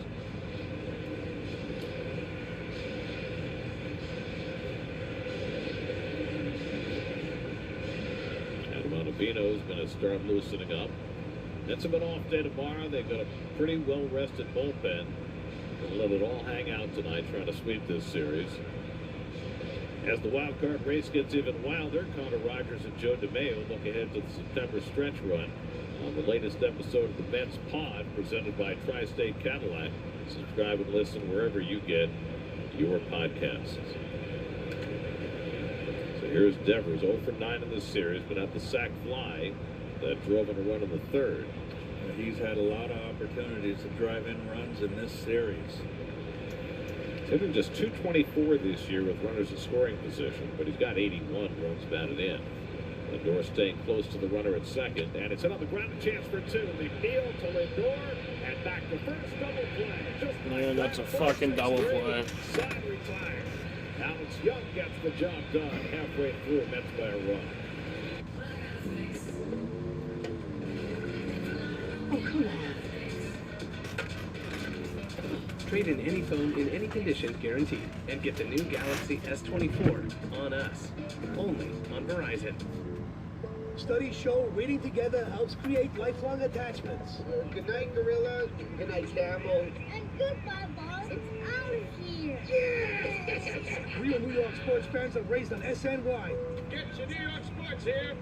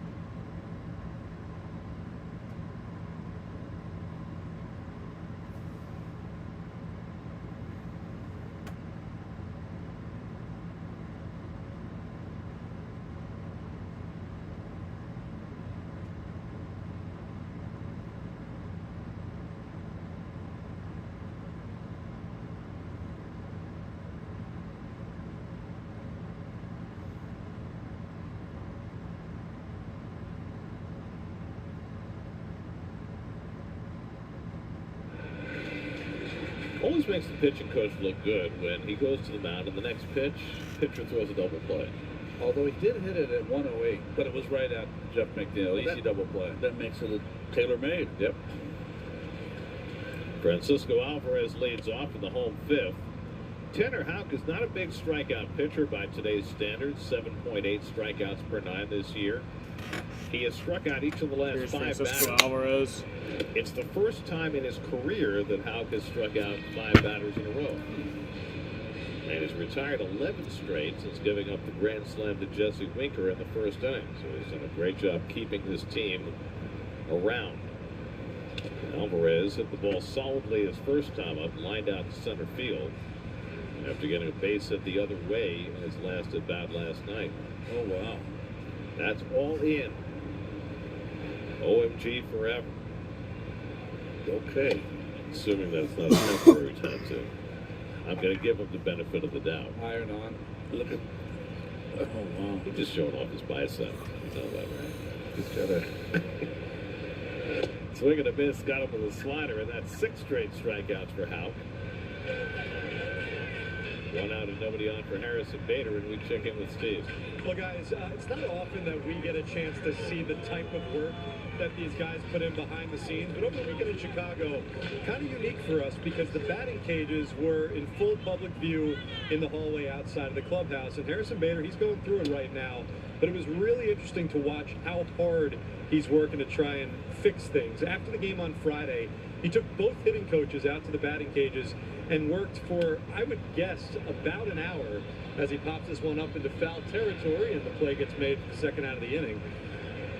But then on Saturday, I showed up at the ballpark maybe 4 hours before first pitch, and there was Bader again, alone with both hitting coaches, just working in the cages constantly, and then even into the game. He did not start that game on Saturday.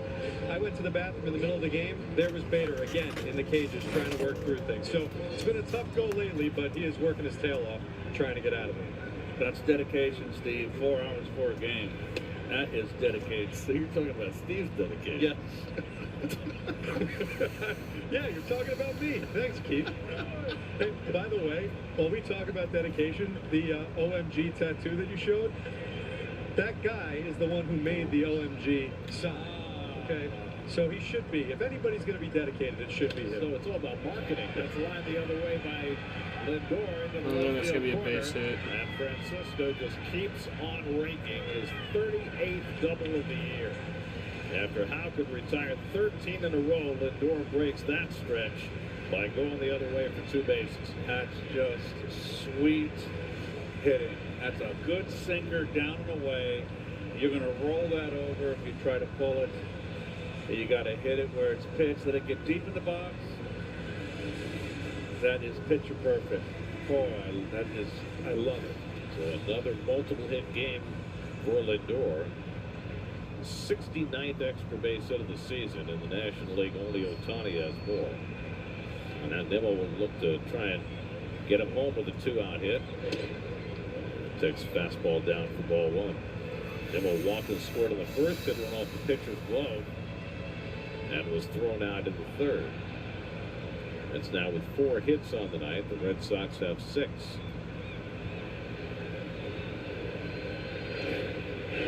And then it takes knee-high strike, 1-1. Well, hitting it where it's pitched. Look what that pitch is. That's outside corner, knee-high. That's a sinker. That is a good pitch. Look at him just stay back, no overswing, hitting the ball, let it get deep, opposite field. That is picture perfect. And lays off the splitter, and it's 2-1. You know, we've spent some time talking about Alvarez as Brazelbaum gets up in the bullpen. Alvarez pulling his shoulder out. You see on that ball that Lindor hit, his lead shoulder, right shoulder, was down and closed. Yeah, you're the only one here, Twin That's why he's able to Mario. hit the ball that way. Stayed right on it. Mo pounds one foul on the slider, 2-2.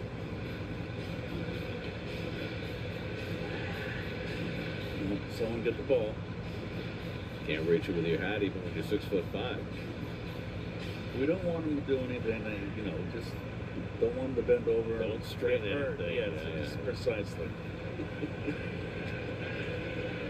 Nimmo hitting .307 with runners in scoring position, and that one nearly hit him.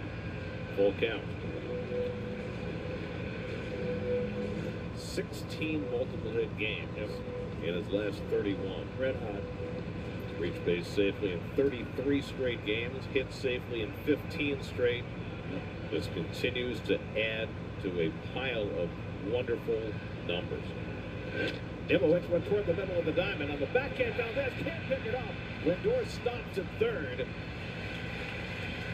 And the Mets have runners at the corners with 2 down. Valdez kept it on the infield, but couldn't handle it cleanly. See how they're going to roll this. That's a base hit, I believe, right? Up the middle? I would give it an E4. Yeah? Okay. It's a base hit. Okay. I have no problem with that. I mean, running to the backhand side like that. Andrew Bentley, the pitching coach, out to talk to Howe, who retired the first 2 hitters in the inning, but gave up the double to Lindor. Now the infield hit to Nimmo. And that gives Mark Vientos a chance with first and third and 2 out. You know, we talked, there's the bullpen right there, and Zach Kelly up for the Red Sox. We talked about the defense in the first game of the series, the Red Sox. They came in 99 errors. They've got 101 now. They made 2 errors in the first game. It's not so much the errors you're making. You can't overlook that. It's a lot of errors for a ball club. But it's the plays that you should make that you don't make. And they should be in the dugout right now. I guarantee if it was Iglesias or McNeil, they're in the dugout. Now the pitcher's got to face another guy. Again, the publicly available advanced metrics very much disagree on the Red Sox. Outs above average says they're a bad defensive team. Defensive run saved says they're an excellent defensive team. So split the difference. So here's Vientos. First and third and 2 out. Mark gets a comeback right off the 5th. And that'll be out number 3. So that'll end the 5th inning. 2 left after 5. That'll bring us to the 6th inning here. Still 4-3 game.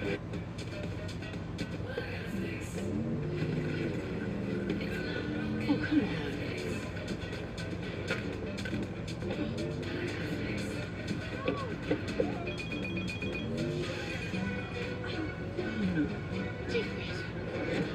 You break it, we take it. Trade in any phone in any condition, guaranteed. And get $800 off the new Galaxy Z Fold 6. Only on Verizon.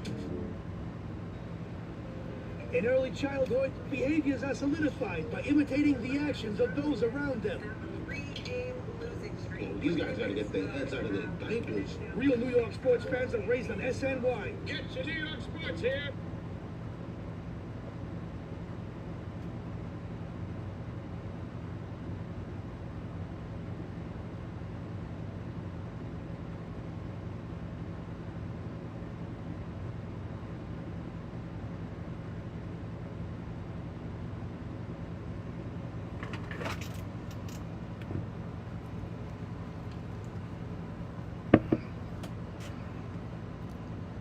Nah, this car's going by so fast. Yeah, it is.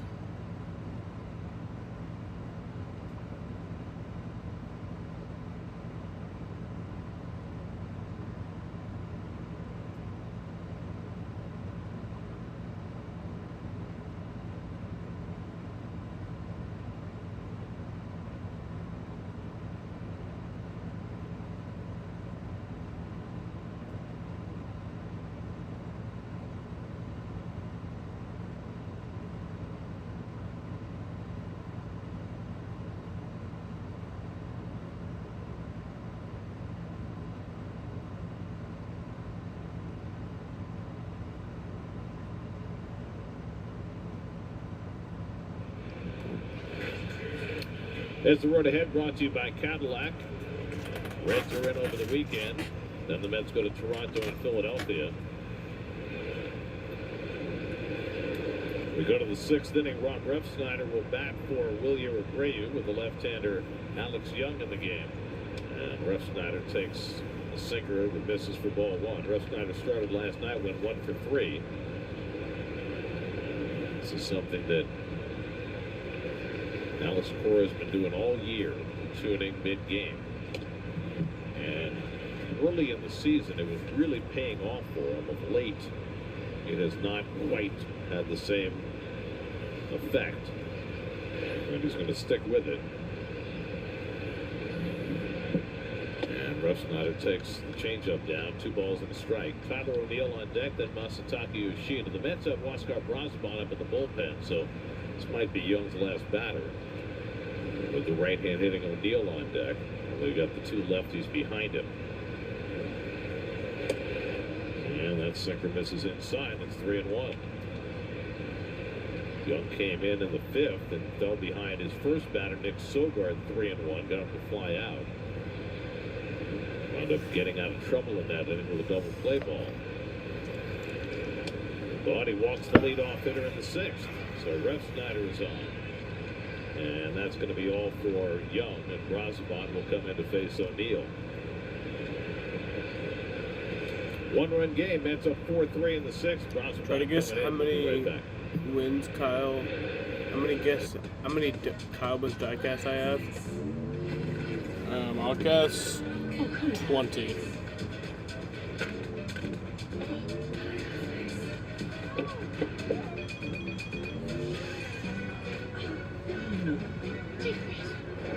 You break it, we take it.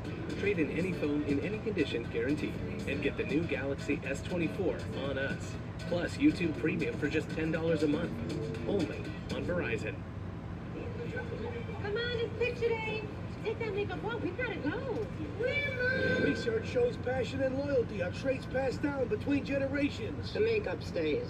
Real New York sports fans are raised on SNY. Get your New York sports here.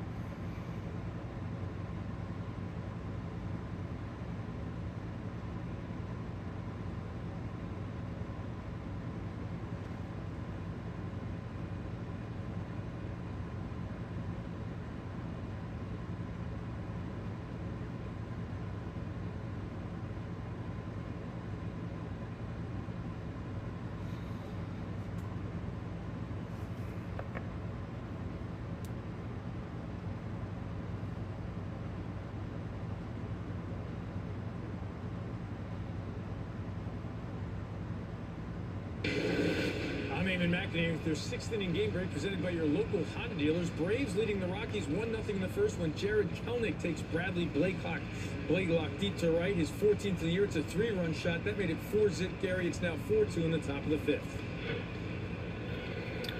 Huáscar Brazoban will be the Mets' 3rd pitcher of the night. Boy, Mendoza's taking a chance on going and making this a bullpen game. Brazoban, good sinking fastball, good changeup. Got to throw strikes. Tyler O'Neill, first man to face him. O'Neill's flied out and struck out. And he runs that first fastball up and in for ball 1. Alex Young worked an inning plus, gave up a hit and a walk. The walk, Refsnyder was on first, carrying the tying run with nobody out. And you got the 2 lefties, Yoshida and Casas, behind O'Neill. That's ripped foul off the netting. First time I've seen that happen. Hit the netting and then caromed up into the stand. Or it didn't go through it, did it? No, it went okay. up the top. Okay. Alex Young, interested observer. It's his run at first base. Yes. O'Neill 2 for 8 in this series. Change up and in. 2 balls and a strike. Brazoban's last outing was in Chicago on Saturday. He gave a couple of hard hit balls, but a hitless inning. Also hit a batter in that inning. Speaking of hit bats, you see Whit Merrifield's comments? Yes. Well, he had the same kind of demeanor as Kevin Pillar did when he got hit in the same ballpark. Just, you know, you're hot, you're angry, and you know, Whit's really comments were, if a pitcher hits a hit a hitter in the head, he should be ejected from the game. He got hit in the back of the head, cleared the concussion protocols, but he was angry. You can understand why. It's scary when you get beamed. O'Neill skies one down the left field line, and that's going to hook into a foul. And home run distance, but foul all the way. I thought Pilar was a little more level-headed when he gave his comments, whereas Merrifield seemed more angry. Well, as to talk to the rules committee about there being some kind of penalty for guys throwing up and in. I think he's on the rules committee, so he wants to bring it up. Full count to O'Neill. So Braziban buying some trouble. They're both talking about the same thing, though. Pitchability versus velocity. Yoshida on deck. Ref Snyder at first. 3-2, nobody out. Not running. And O'Neill walks. So after Young walked the first hitter, Braziban walks the second hitter. And two runners on base. Business in the sixth. 3-2 slider. Help a guy that has trouble with his command. You have 24. I was close. I think O'Neill hitting those two balls foul with something on it scared him off that fastball. 3 walks tonight for Met pitchers, 521 for the year, more than any team in the National League. And now the Red Sox trying to take advantage, tying and go-ahead runs on base for Yoshida, who slide out and popped up 0 for 2. And he skies one foul. Vientos chasing and leaves and can't quite make the play. Good effort by Vientos, but it's merely a foul ball, 0-1.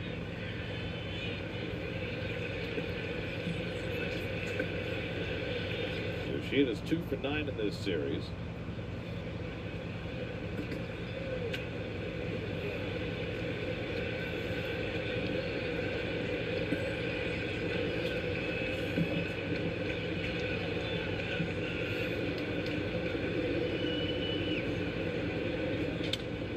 Breaks his bat as he flies one to shallow center. Long run in for Bader. He'll get there.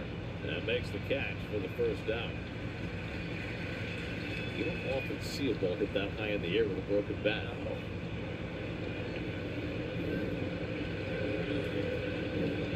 So there's a big first out for Braziban. And now we'll get Tristan Casas, who was walked and grounded out tonight 0 for 1. Donovan McGill went the first 4 innings plus, allowed 3 runs, 4 hits. Alex Young got out of trouble in the 5th, but issued a leadoff walk here in the 6th. Braziban now trying to negotiate this inning with a 1-run lead. Casas into a double play ball indoor. And that'll be a fucking another double play. Side retired. Second straight inning, the Mets have rolled 2 and gotten out of a jam.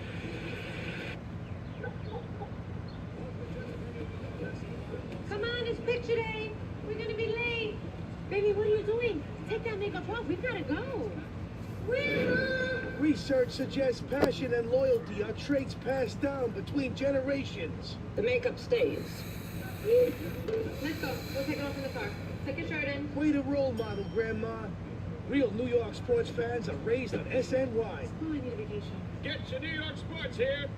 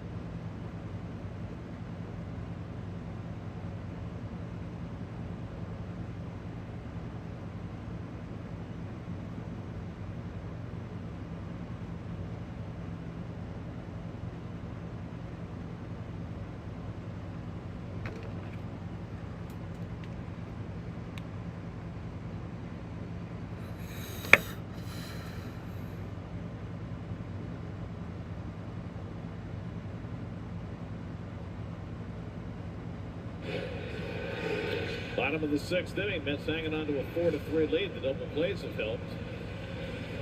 Razabon getting one to end the 6th after Alex Young did the same in the 5th. I believe they have 4 in this series, so it's been great defense for the Mets. Zach Kelly comes on in relief for Boston. Pete Alonso leads off in the home 6th and takes a slider for a strike. Rob Refsnyder with pinch hit stays in the game in right field. Kelly's having a really nice year for the Red Sox, who have struggled recently with their bullpen. Boy, oh boy, take Halka. Thank you very much if you're on the bench. It really kicked it in gear after a rough beginning. There are Kelly's numbers. 84 pitches and go have a beer. Tired 13 in a row from the 1st through the 5th. But leaves trailing 4-3. Grounded down to 3rd behind the bag Devers. And it's close true, 1 away. Again, Keith, you just backed up against innings. How many pitchers this year are running out of innings? 2 years ago, Houck had 60 innings pitched, 106 innings pitched, and this year he's at, what, almost 170 innings pitched. They're starting to shut him down in the most important games. Well, here's Jesse Winker. One swing by Winker is what has the Mets in front of this game. His 5th career grand slam came in the 1st inning. Off the railing above the fence in left center. His 2nd grand slam this year, one for the Nats and now one for the Mets.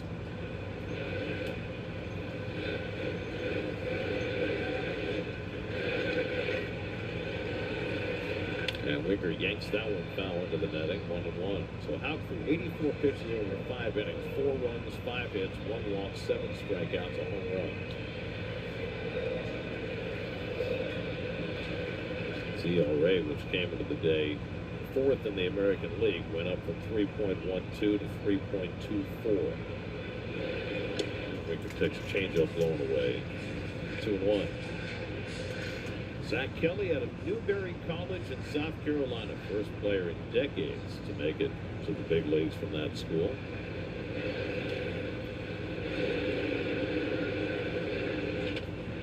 Off the fist to second base, and Valdez has the hop. Throws out Winker 2 away. So 2 up and 2 set aside against Kelly. And now Tyrone Taylor will come to bat.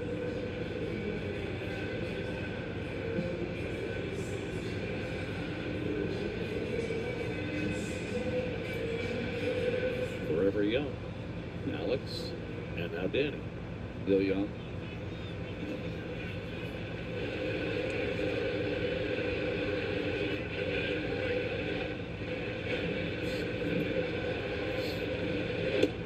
Cinnamon Girl. That's right. Daryl Hammond. Taylor's grounded out and struck out 0 for 2.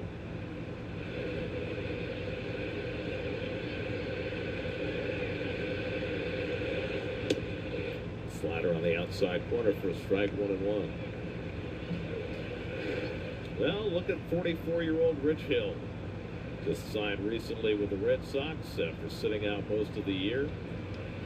Still plying his trade. 20th big league season. What is it? Like his 5th time around with the Red Sox? Yes. And we should see a few curveballs. Yeah. I think so. We saw him doing that for the Mets a couple of years ago. It was fun to watch. Taylor takes a slider in the dirt, and it's 2-2. Well, you live in Milton, Mass. You're from there. You can make a call. I can still throw. It's going to be a legend like Bill Lee was a legend pitching. Bill Lee still played in adult leagues till he was like 70. Yeah.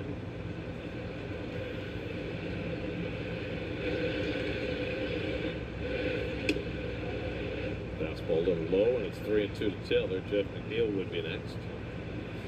They've gone to the bottom of the 5th in Atlanta. Braves 4, Rockies 2. Kelly's awfully tough on right-handers because of that hard slider. And he strikes out Taylor to end the inning. 1-2-3 for Zach Kelly. We go to the 7th, 4-3 New York. talking Big Apple ball. What should be the priority for the Mets? With our crew. It's like Christmas morning for the Yankees. And special guests. This year you're going for it. You gotta go for it all. On Baseball Night in New York, presented by your Tri-State Cadillac dealer. Weeknights at 6, only on SNY.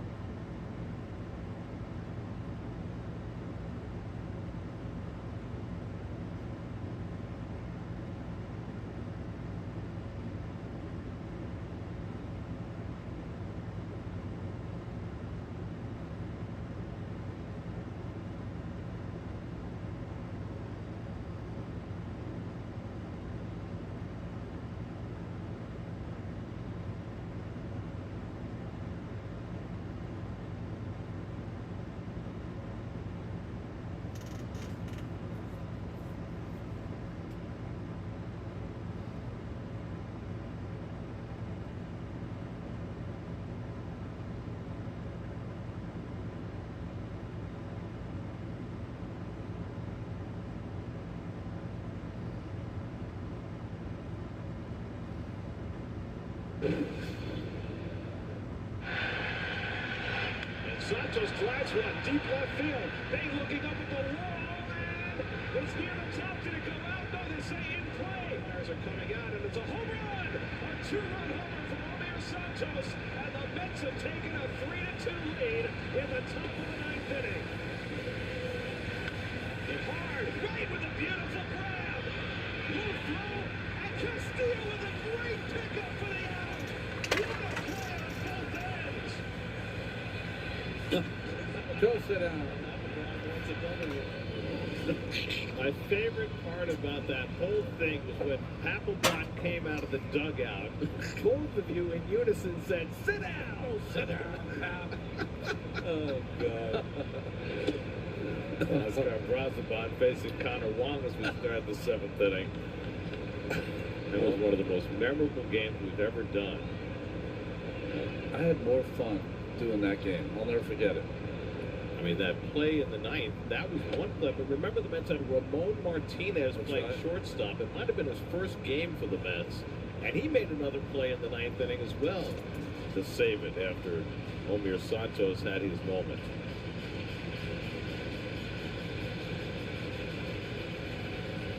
Connor Wong had a base hit in the 4th inning that got picked off first base by Alvarez. Brazoban misses down with the changeup, 1-2. Emmanuel Valdez and Nick Sogard to follow. So you got the lefty and the switch hitter. Danny Young ready in the bullpen. That depends on whether Brazoban gets Wong, whether Young comes in to face Valdez. That's lined toward the left field line with foul off the tarp.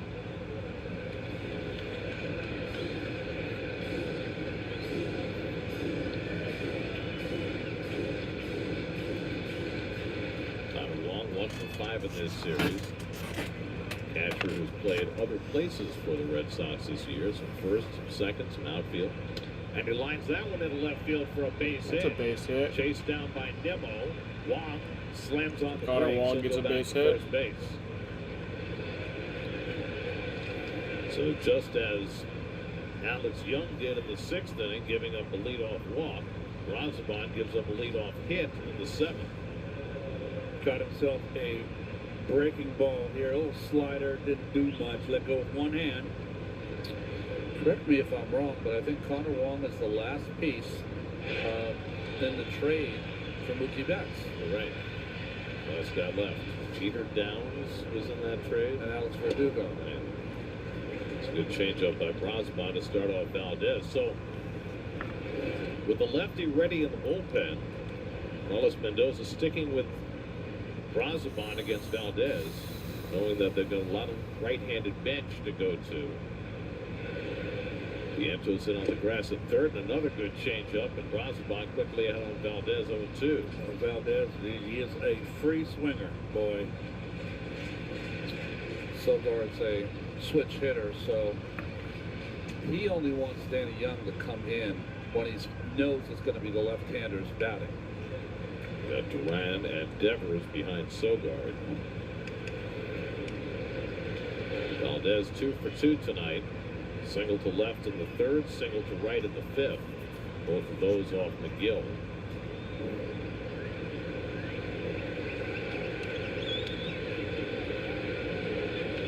0-2 coming.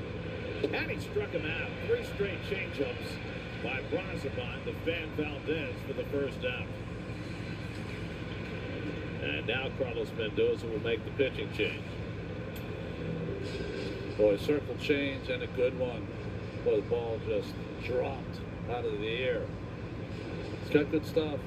When he throws strikes, he's nasty. So Brazoban goes an inning and a third, and the Mets will try and piece this thing together. Danny Young will be the next man in. 4-3 in the seventh. We'll be right back. Come on, it's picture day. Take that makeup off. We've got to go.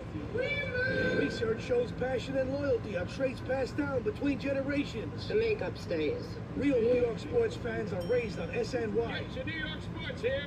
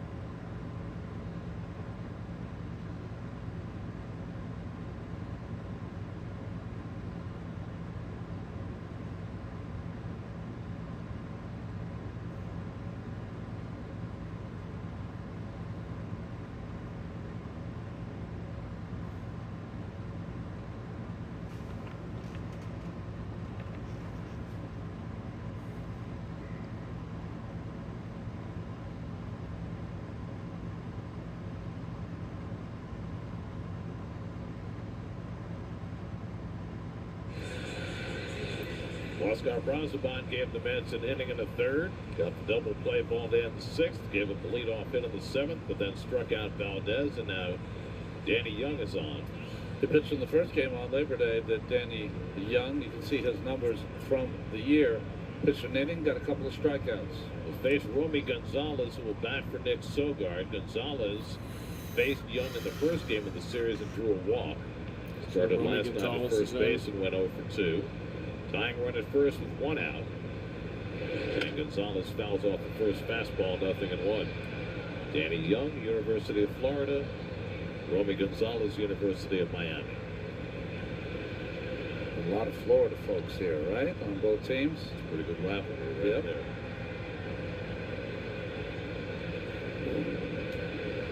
And the slider misses inside, ball and a strike. Jared Duran, the left-hand hitter, on deck.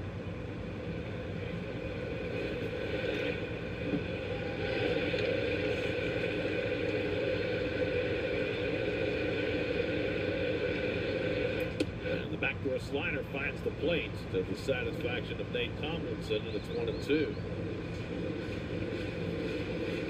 We played Florida in football last Saturday. Dave's telling. They got clocked. Miami in the big. In the swamp. Danny needs a strikeout here. Get even.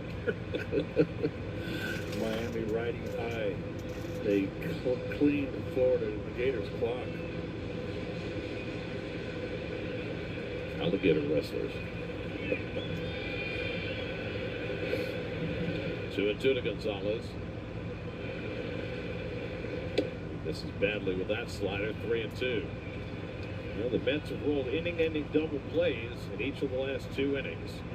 Young in the 5th, Brazoban in the 6th, and now Danny Young hoping to do the same. Wong at first, carrying the tying run. 3-2, 1 out, not going. And a ground ball into the right side. And it's going to be another fucking double play. Oh, wait, no, that might be safe at first. The Mets bullpen rolls a double play. 4-6-3 to get the Mets through the top of the 7th. Oh, that was... Oh, wait, I don't know. Talking big Lambeau Ball. What should be the priority for challenging the it. Mets? With our Doesn't crew, seem it's like. Christmas morning for the Yankees and special guests. This year you're going for it. You gotta go for it all. On Baseball Night in New York, presented by your Tri-State Cadillac dealer. Weeknights at 6, only at SNY.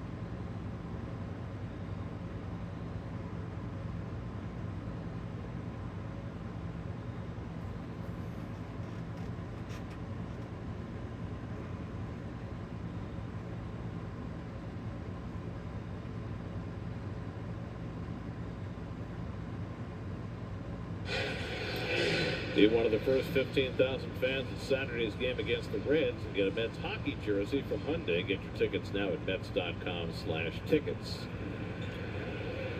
Home 7th inning. Romy Gonzalez, who pinch hit, stays in it short. Justin Slayton in to pitch. First pitch, roll out of the glove of Casas. And McNeil is aboard. He's going to try for 2. He hesitated, and he's going to get thrown out. Oh, nice. McNeil had that moment's hesitation after taking the wide turn at first, and that ends up costing him as Ref Snyder guns him down at second. Wow. Well, the ball's to your a little lower. Came up too quick. Boy.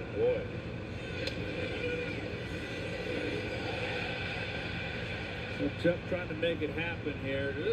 You're right, Garrett. A little hesitation. So it's an E3 and then a 9-6 putout for the first out. That was all kind of ugly, wasn't it? It was.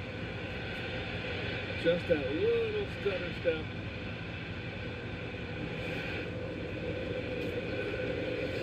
Well, welcome to the game, Justin Slayton, and then Alvarez bangs one up the middle for a base hit.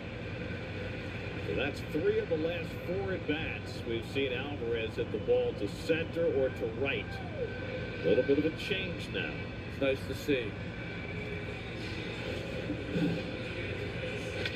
When you're mired in a deep slump, you can't swing for the fences. There's a hanging slider right there, and he took advantage of that. So the Mets have a 1-out base runner for Harrison Bader. Bader's 0 for 2 tonight, lined out and fouled out. And he takes up an in from Slayton, who gave up a home run to Mark Vientos last night. It was a huge point in the game. Able the Mets to stretch their lead to 3-1 in the 8th and wound up winning 7-2. Bader flies one foul. Casas gives it a look, but it's out of play. 1-1. Bader hit a PB in his first at-bat right after shortstop Sogard, who's no longer in the game. Harrison has just 2 hits in his last 39 at-bats. But he had 1 big hit in that stretch, a 2-run homer in Arizona. He lines this one to center field. It'll stay up for Duran, and that's the second out. So it's 2 balls that Bader's hit well in this game, but still nothing to show for it. And now Lindor. Every Here comes at-bat Francisco is becoming a Lindor. hit now. It's like the second coming of Linsanity. Oh, nice. Well, I just like that the clapping starts before he even gets to the plate. And the MVP chants. Got 2 more hits tonight. A single in the first, scored a run. A double down the left field line, batting left-handed in the 5th.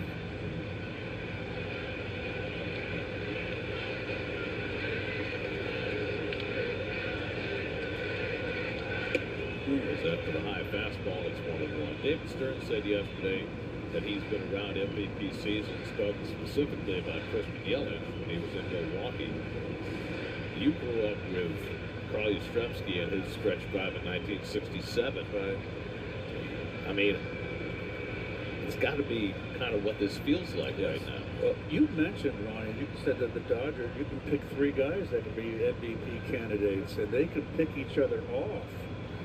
If Lindor has a terrific September, getting big hits, yes, indeed.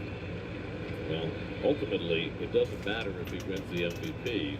What matters is that he helps this team get to the postseason. And right now, he's done everything in his power to make that happen. I think he can only win the MVP if the Mets get into the postseason. Right. 1-2 coming. Slider down. 2-2. Keith said it last night. I marveled at his inability to hit a breaking ball in the first month and his ability to hit it now and take it. And I mean, it's remarkable. But he was just so far out in front, so lost. I mean, that was the longest slump of his career. It's this one softly to second. Valdez will have to go to first with it. And that's the 3rd out. After 7, 4-3. You're getting makeup for the podcast? Hey, the show's also on YouTube now. We gotta look good. Everything you need to know about your team from Queens. The Mets Pod, presented by Tri-State Cadillac. Watch on YouTube or subscribe and listen wherever you get your podcasts.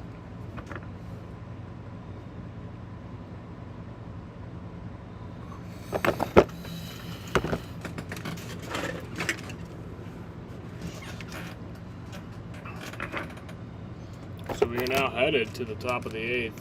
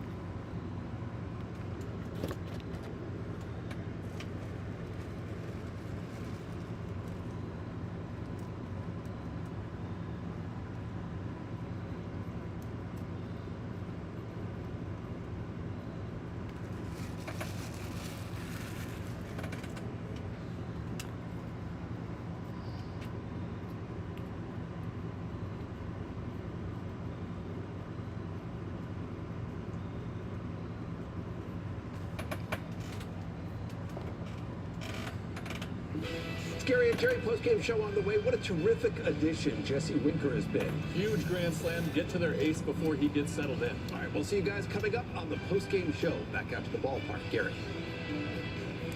All right, gentlemen, we go to the 8th inning here. Mets have been hanging on to a 4-3 lead since the 3rd inning. Francisco Lindor grinding out for the last out. But watch the pitcher slate. Oh, you know, whether it hyperextended his knee or just an awkward pain shot in his knee. He was eventually able to walk off toward the dugout under his own power and really wasn't limping much, but certainly will bear attention. The Red Sox are going to get somebody else up in the bullpen. Meanwhile, Danny Young, who got the double play ball down the 7th, the third straight inning in which a Mets reliever has gotten a double play ball to end an inning. Will now face the top of the batting order. Jared Duran leads off in the 8th. Duran's already 2 for 3 tonight, a single and a double. And takes the first slider for a strike, 0-1. Phil Maton is up in the Mets bullpen. You got the 2 lefties, Duran and Devers, and then the right-hand hitters, Ref Snyder and O'Neill. So Maton getting ready for the 2 righties. And the slider off the plate to Duran, 1-1. That's a pieced it together tonight as Kenley Jansen gets up in the Boston bullpen. McGill went 4 innings plus. Alex Young worked an inning plus. Oscar Brazabon an inning and a third. And now Young. And he misses with the sinker, 2 balls and a strike. Went 3-2 on Romy Gonzalez when he came in the 7th. Threw the sinker, got the double play. So 3 different relievers have gotten ending double plays in the last 3 innings. Huge out here. Corner's still in against Duran, and he bounces one past the mound. Lindor on the charge against the speed of Duran, and he got him. That is a terrific play by Lindor. McNeil thought about going after it, but Lindor had the straight line to first base, and he made the play. He charged from the get-go. Ball not hit hard, coming across the diamond, playing up the middle. So that's a big out. He threw that one more 3/4, not underhand, because he needed to put a little more on it. Down by a healthy stride. So 1 big out, and now Devers still looking for his first hit in this series. He's got 0 for 10. Double play ball his last time up, and he takes a slider for a strike.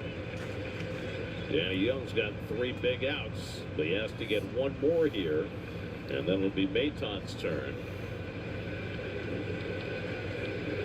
Day off tomorrow. Everybody available out of the bullpen, and Carlos Mendoza take full advantage. Tonight, the rookie lefty for the Cubs, Shota Imanaga, has a no-hitter through 6 innings against the Pirates. Cubs are up 11-0. And the slider almost found the inside corner, didn't quite get there. 1-1. It's challenging to throw a no-hitter an 11-0 score. It's have to have some long half innings, right? Work for you or against you? Yeah, I guess.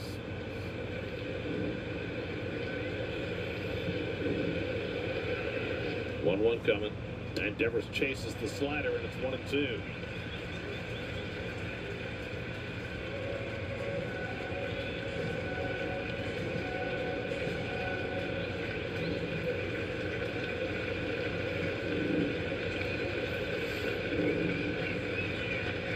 One-two from Young.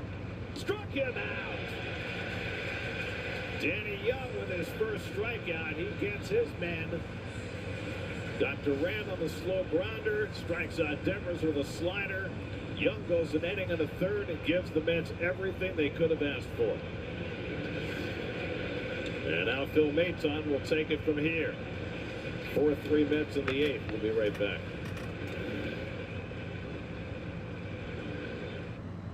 You're getting makeup for the podcast? Hey, the show's also on YouTube now. We gotta look good. Everything you need to know about your team from Queens. The Mets Pod, presented by Tri-State Cadillac. Watch on YouTube or subscribe and listen wherever you get your podcasts.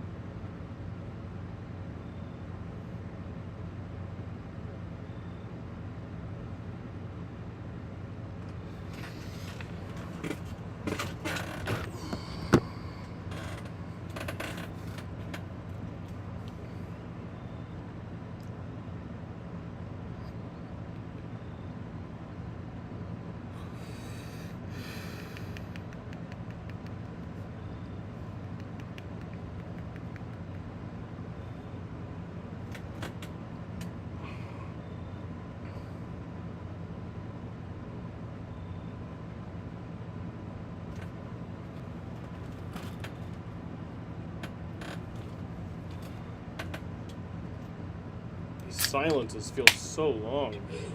All right, guys, Phil Maton on the pitch with 2 outs here in the 8th. The Mets fling into a 1-run lead. I was talking to Maton today, asked him why he's throwing his cutter more than he ever has in his career, and he said, well, I'm not. It's just that this year, StatCast is registering my four-seam fastball as a cutter. Apparently, it's the teams that tell StatCast what the pitching repertoire is. The Tampa Bay Rays said that's not a four-seam fastball, that's a cutter, and they changed it without Maton even knowing. Ruff Snyder got a first pitch curveball and tried to bunt it, but left it foul. Interesting choice by Ruff Snyder. 2 out and nobody on. Yeah, he doesn't have fantastic speed to be able to steal a base, but he figured a base runner is a base runner. Danny Young got his outs, 4 of them from 3 batters. And now Maton trying to get 1 big out. Comes up and in with a four-seamer or cutter, whatever you want to call it. I rely on that information. Got to have it right, Gary. Well, whatever you call it is what's right.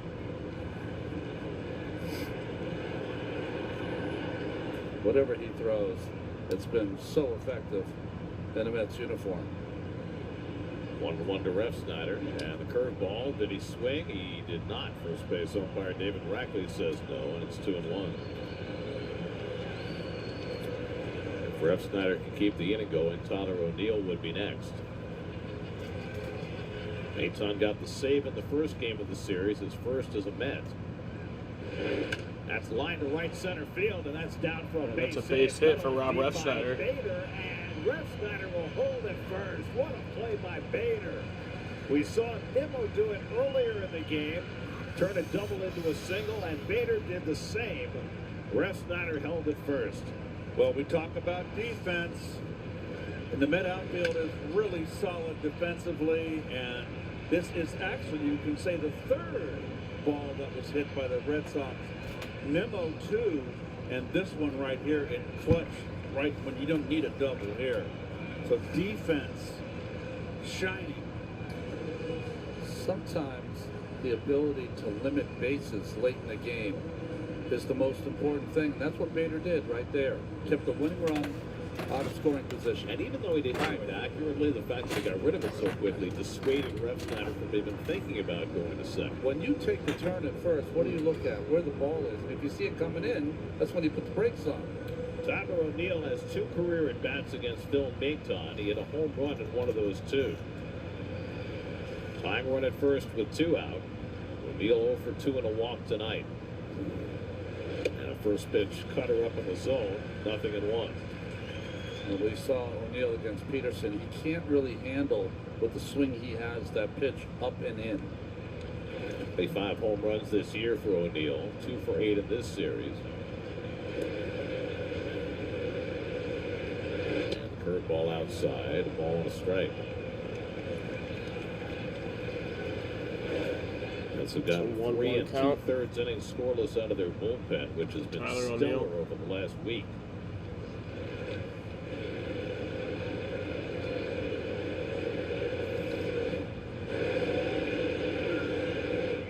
O'Neill smacks one to left. In comes Nimmo. There you go. That's down. Go to third. So got runners at the corners. So back-to-back base hits against Maton. And the Red Sox up the tying run at third and the go-ahead run at first with 2 out. Is that another cutter? Yes. Yeah, so no, that's breaking ball. They didn't get it out there. Now, good hit by O'Neill. So now Masataka Yoshida comes up. As relievers have done an amazing job tonight of working out of trouble. And Maton has a heavy lift here. Yoshida's 0 for 3 tonight, 2 for 10 in this series. First and third, 2 out, 4-3 New York, 8th inning. That one sails up and away, ball 1. When Maton came in, I was telling you guys I like him better against left-handed hitters. Let's see if that's true. Big out here. Unable to get the 2 right-hand hitters out. Ruff Snyder and O'Neill with back-to-back hits.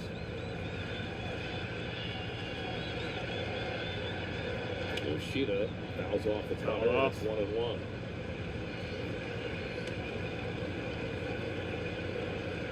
And Amadavino back up in the Mets bullpen, so it looks like there's no desire to go more than 3 outs with Edwin Diaz tonight.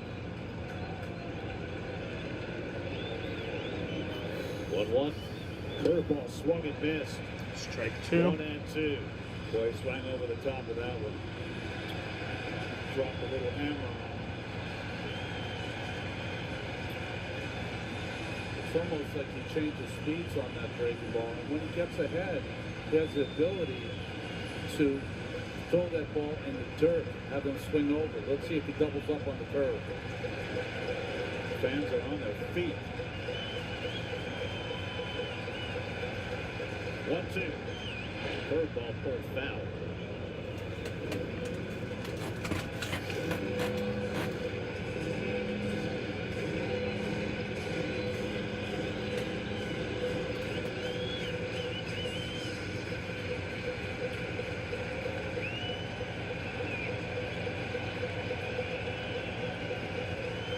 Again, the 1-2.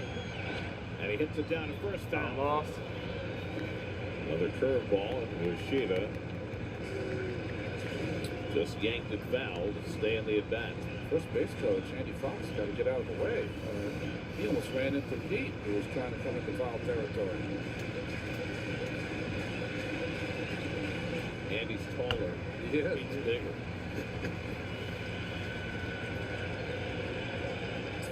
Pitch number 6 coming from Maton to Yoshida with the tying and go-ahead runs on base.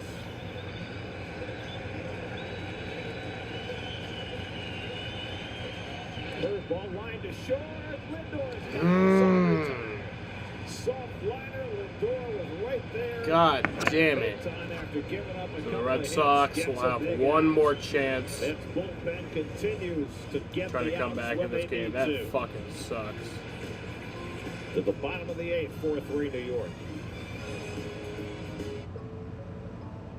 Studies show reading together in early childhood helps create lifelong attachments. All right, time to earn those big salaries, guys. Good night, gorilla. Good night, camel. Good night, hippopotamus. Good night, giraffe. And goodbye, boss. It's out of here. So keep the bedtime routine going. Real New York sports fans are raised on SNY. Get your New York sports here.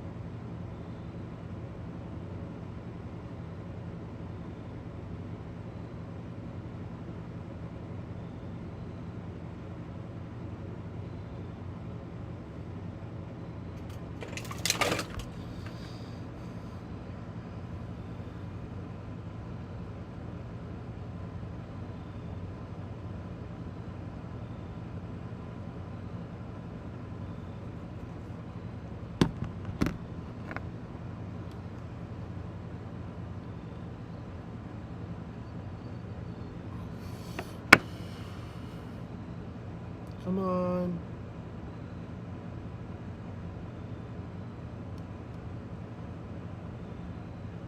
Dude, this awkward silence gotta stop.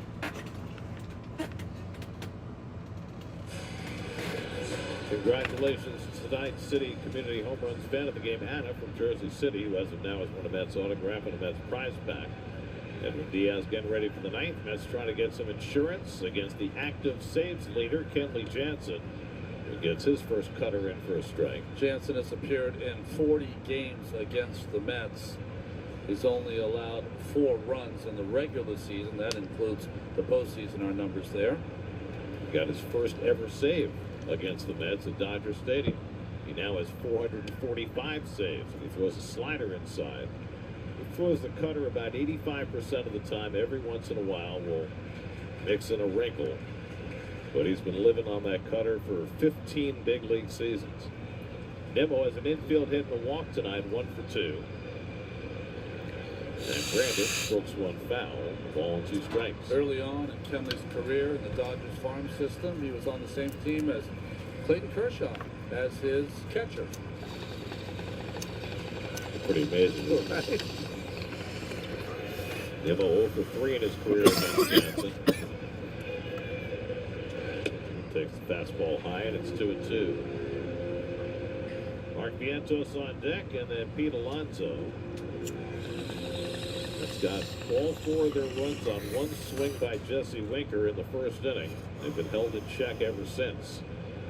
And their bullpen has been spectacular, keeping them in the lead. Too high, and it's 3-2 to Nimmo. Nimmo's already drawn 1 walk tonight, 72 for the year. That's 3rd in the National League. They're going to try to do what they did last night, right? The add-on runs. 3-2 from Jansen. And Nimmo takes it high, and he's on base for the 3rd time tonight.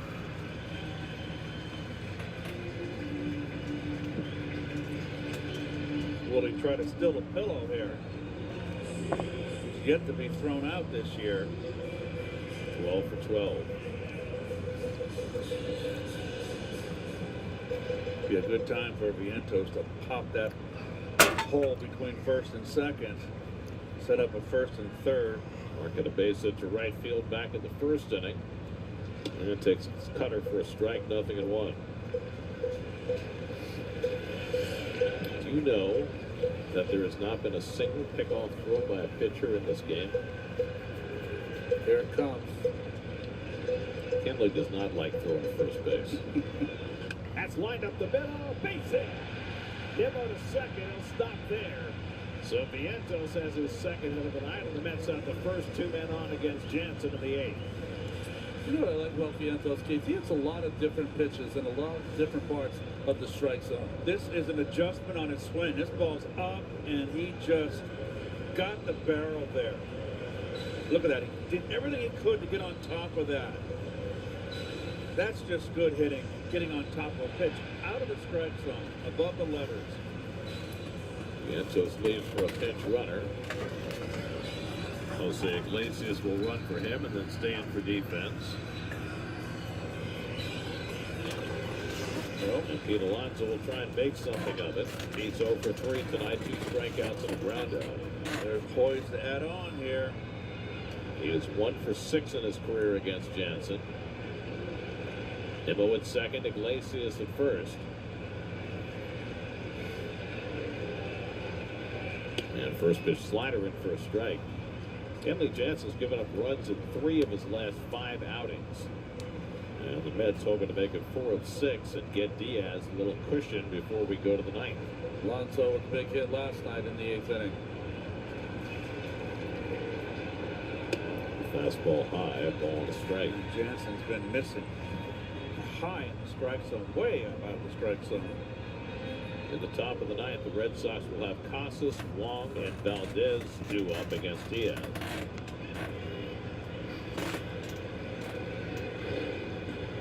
And Pete fouls back the cutter and a good swing at that, 1-2.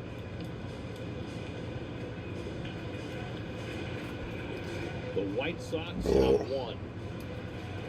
Chicago 8, Baltimore 1. They snapped their 12-game losing streak. Their 5th win since the All-Star break. 32 and 109. Good for them. Up and in. 2-2 to Alonso. 1 run for the Orioles in that game was Gunnar Henderson's 35th home run, most ever by an Orioles shortstop. Broke the record held by Cal Ripken and Miguel Tejada. 2-2 to Alonso. And that's up and in, and so Johnson's struggling with the command of his cutter. A walk, a single, and now a 3-2 count to Alonso with Jesse Winker, who's already hit a grand slam, waiting on deck.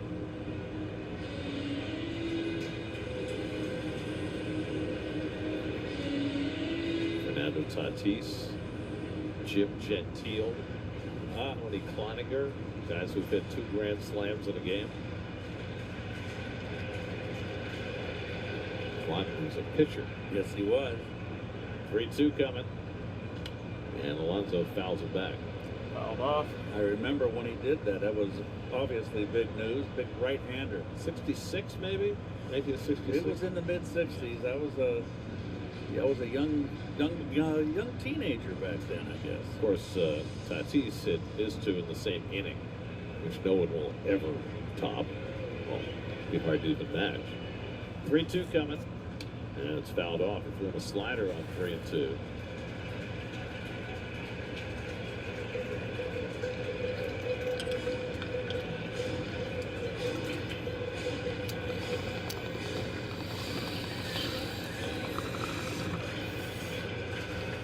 Pitch of the at-bat from Jansen to Alonso. And he struck it out. Strikeout. And Pete breaks the bat in half in frustration. 3rd time he's been banned tonight. Like a twig. So Winker will not get a chance for a 2nd grand slam. There's one powerful ball. My goodness.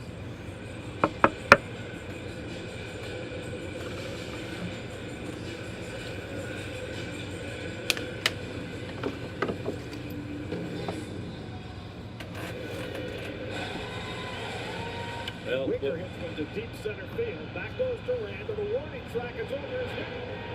It's out of here. A grand slam for Jesse Winker. And the Mets take a 4-0 lead in the 1st inning. Those Winker waves to the Citi Field crowd hit different now. It's, I mean, how about the bookended big hits for Winker?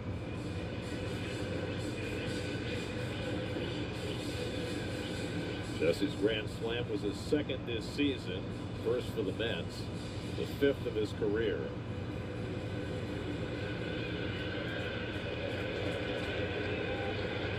Nimmo at 2nd, Iglesias at 1st with 1 out. Here's Jesse Winker. And Winker takes a little bit low, ball 1. Winker is 1 for 5 against Jansen, and the 1 hit was a home run.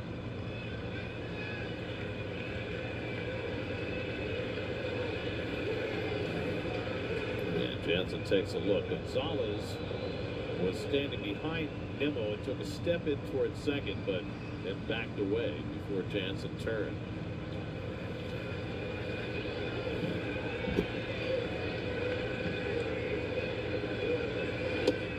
And that cutter just missed. Nate Tomlinson squeezing Jansen a little bit, and it's 2-0. I think he surprised Tomlinson because he's been so up in the strike zone. 2 straight at the knees. That could have been 0-2. Now Winker with the advantage. Tyrone Taylor on deck. Jesse swings and misses an up-and-in cutter. 2-1. You know, of all the players who've had to make an adjustment to the pitch clock the last 2 years, Kenley Jansen might be at the top of the list. Yeah. He used to work so laboriously, now forced to speed up.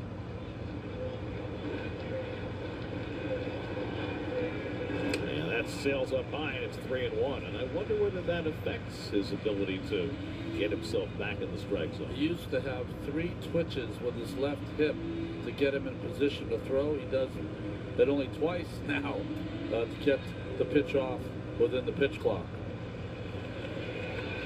Behind on Winker, 3-1 with 2 aboard. And Jesse swings and fouls one at the plate. 3-2.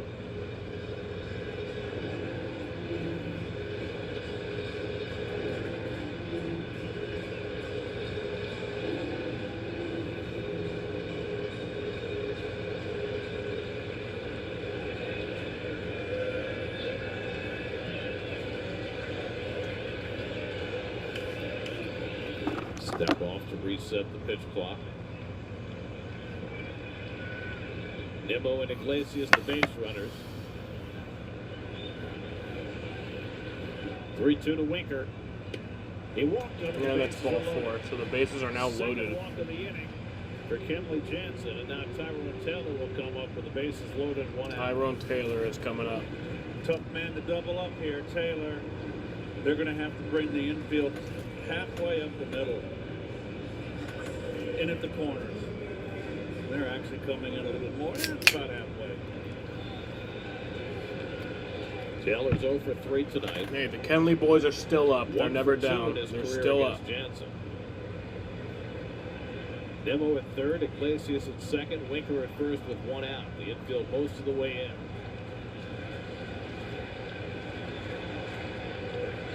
in. And Taylor takes a cutter for a strike at the top of the zone, 0-1. Taylor's got big hits all year long. This will be a good time for him to come through.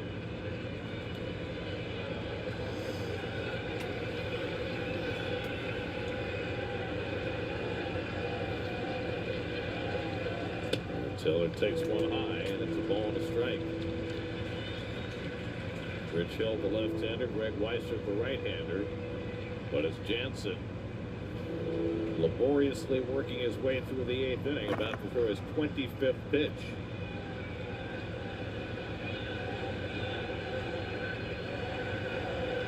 And Taylor takes it high. 2 balls and a strike. Remarkable that a veteran pitcher with 445 saves has not been able to make the adjustment. Almost every second pitch is 2 feet high. Big pitch to make here. Doesn't want to fall behind 3-1. And Taylor rips one and almost took out Nimmo. Got him. They got Nimmo.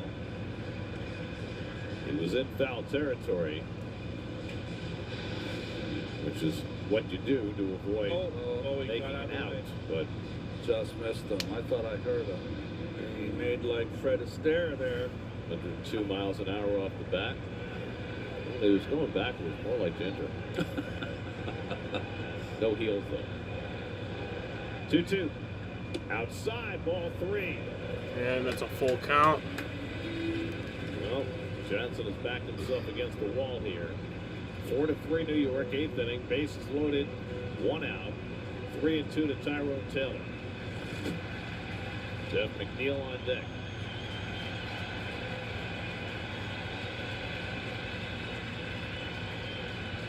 And Taylor takes ball forward and forces in a run. That 5-3 sucks. New York.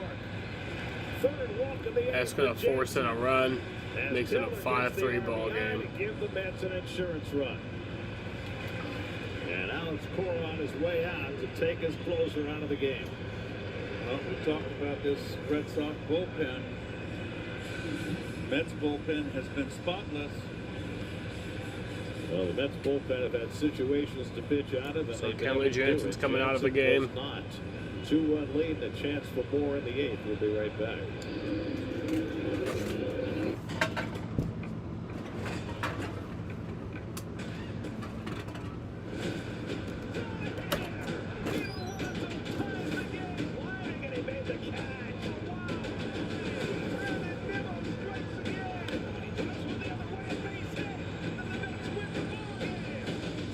He struck him out, and the ball game is over. Benson put the hammer down.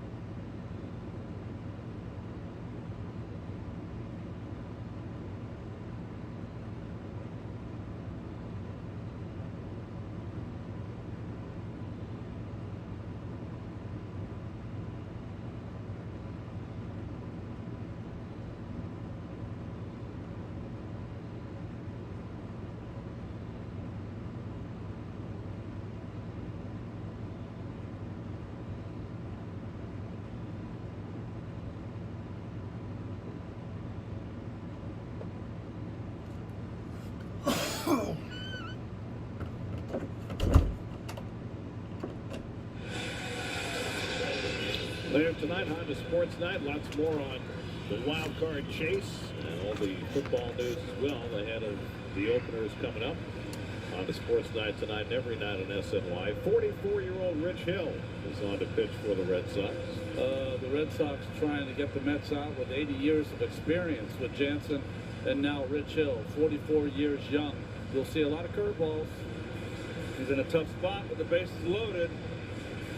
Rich Hill pitching in his 20th big league season. First pitch in the major leagues in 2005 with the Cubs. Keeps resurfacing with Boston. It's his 6th different year with the Red Sox. He was in San Diego and Pittsburgh last year. Pitched for the Mets in 2021. Pitched very well. Made 12 starts for the Mets that year. He's pitched so long, we weren't even on the air. That's right. Jeff McNeil 1 for 3 in his career against Hill. Bases loaded, 1 out. The first curveball is outside for ball 1. McNeil's 0 for 3 tonight. Reached on there, tried to stretch it into 2 bases and was thrown out in the 7th. He's got Iglesias in 3rd, Winker at 2nd, Taylor at 1st, a run already in. And the fastball outside. Now it's 2-0 to McNeil. It's a tough spot to put Hill in. It is. Mainly a starter, and you kind of bring him in with the bases drunk.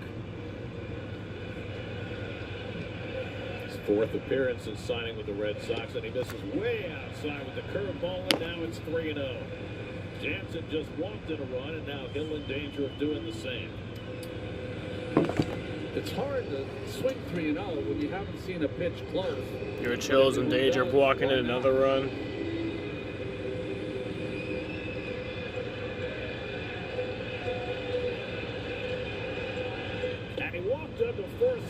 And that's going to be another fucking run. Comes in, throws 4 straight balls, the 4th walk of the inning, and the Mets now lead 6-3. Boy, oh boy, oh boy. The sun is setting on the Red Sox here. Boy. Give runs. So now Alvarez with a chance to blow the doors off this game. Still only 1 out, and he takes a curveball inside for ball 1. I don't know why the Red Sox still have their infield halfway. With Alvarez up, they should be back. Alvarez had a base hit up the middle last time up. And takes it inside. 2-0. 6 straight balls thrown by Hill after coming in the game. Kenley Jansen has been charged with 2 runs in this inning and responsible for 2 more. And there's a strike finally by Hill, 2-1. Winker is now at 3rd, Taylor at 2nd, McNeil at 1st.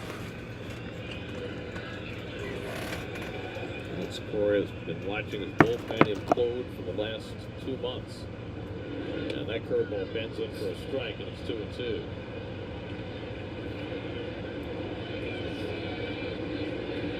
Harrison Bader on deck. Still only 1 out. Alonso's strikeout, the only out of the inning. 4 walks and 1 single. And have produced 2 runs.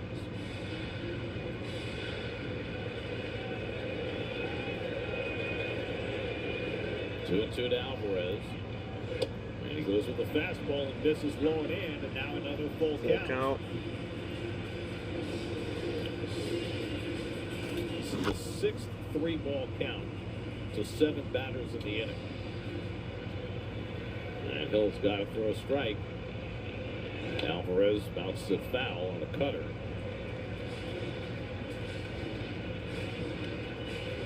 By the way, the last time the Mets had 2 grand slams in a game in Detroit in 2011, Josh Tolley and Carlos Beltran.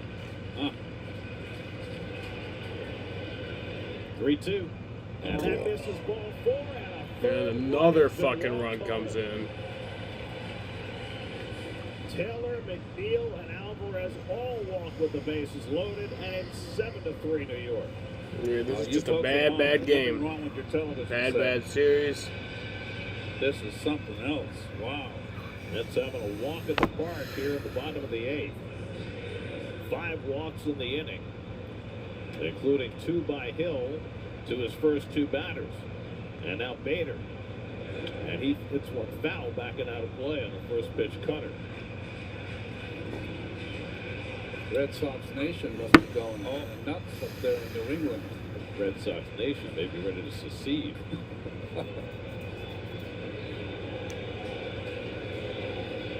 And that sells way outside. 1-1.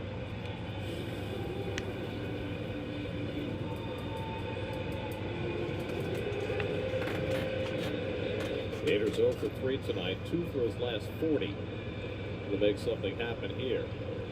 He takes on the inside corner, a strike. Well, Shota Imanaga threw 7 no-hit innings, but they pulled it. The Cubs still have a no-hitter going with a 12-0 lead in the ninth. Well, he had 95 pitches, Gary. 2-2 to Bader. I don't know what to say, kid.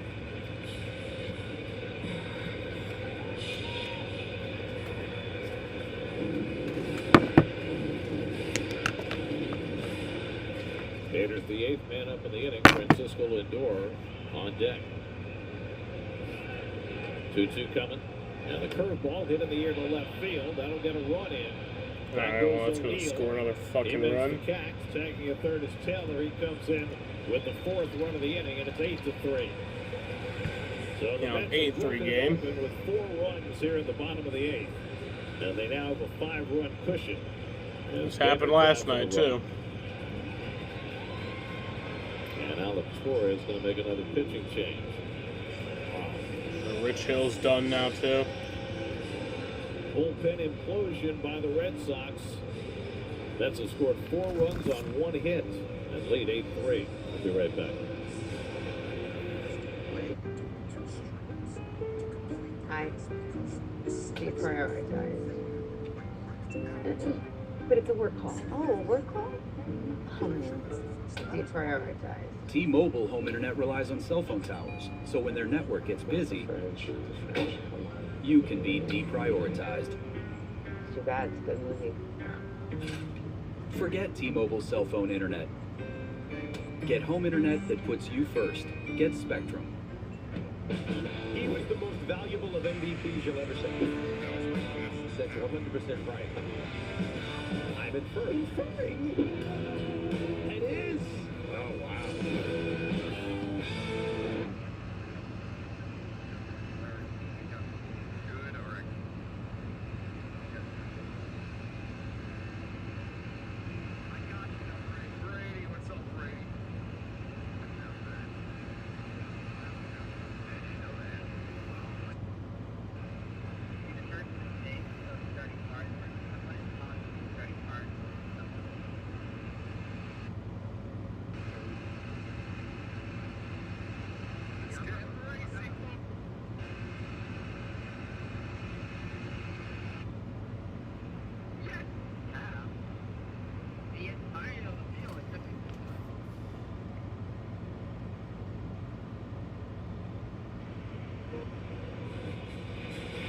Well, the Mets, for the 2nd straight night, have broken the game open with a 4-run 8th inning. And that's without Francisco Lindor even taking a turn at the plate. Lindor did his damage earlier in the game, a single and a double. And he'll get a bases loaded at bat here against the former Yankee and Long Island native Greg Weissert. Yeah, Weissert's 51 and 2/3 innings pitch. Left-handers are hitting 321 off Greg as Lindor comes to the plate. Weissert from Bayshore High School, went to Fordham, pitched 2 years with the Yankees, came over in the Alex Verdugo trade. 2 out and 2 on, and here's Lindor. Singing along with his walk-up music now. That's what it's come to.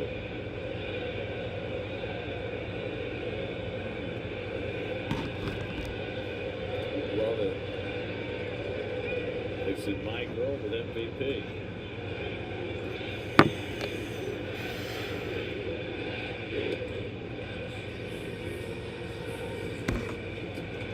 He's not enjoying this? 9th batter to the plate.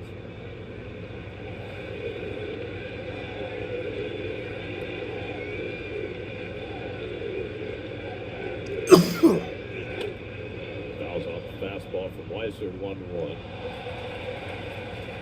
I don't think I've experienced an inning Gary Ron like this, even when I had the uniform on in the minor leagues. And this is just outrageous what happened this inning.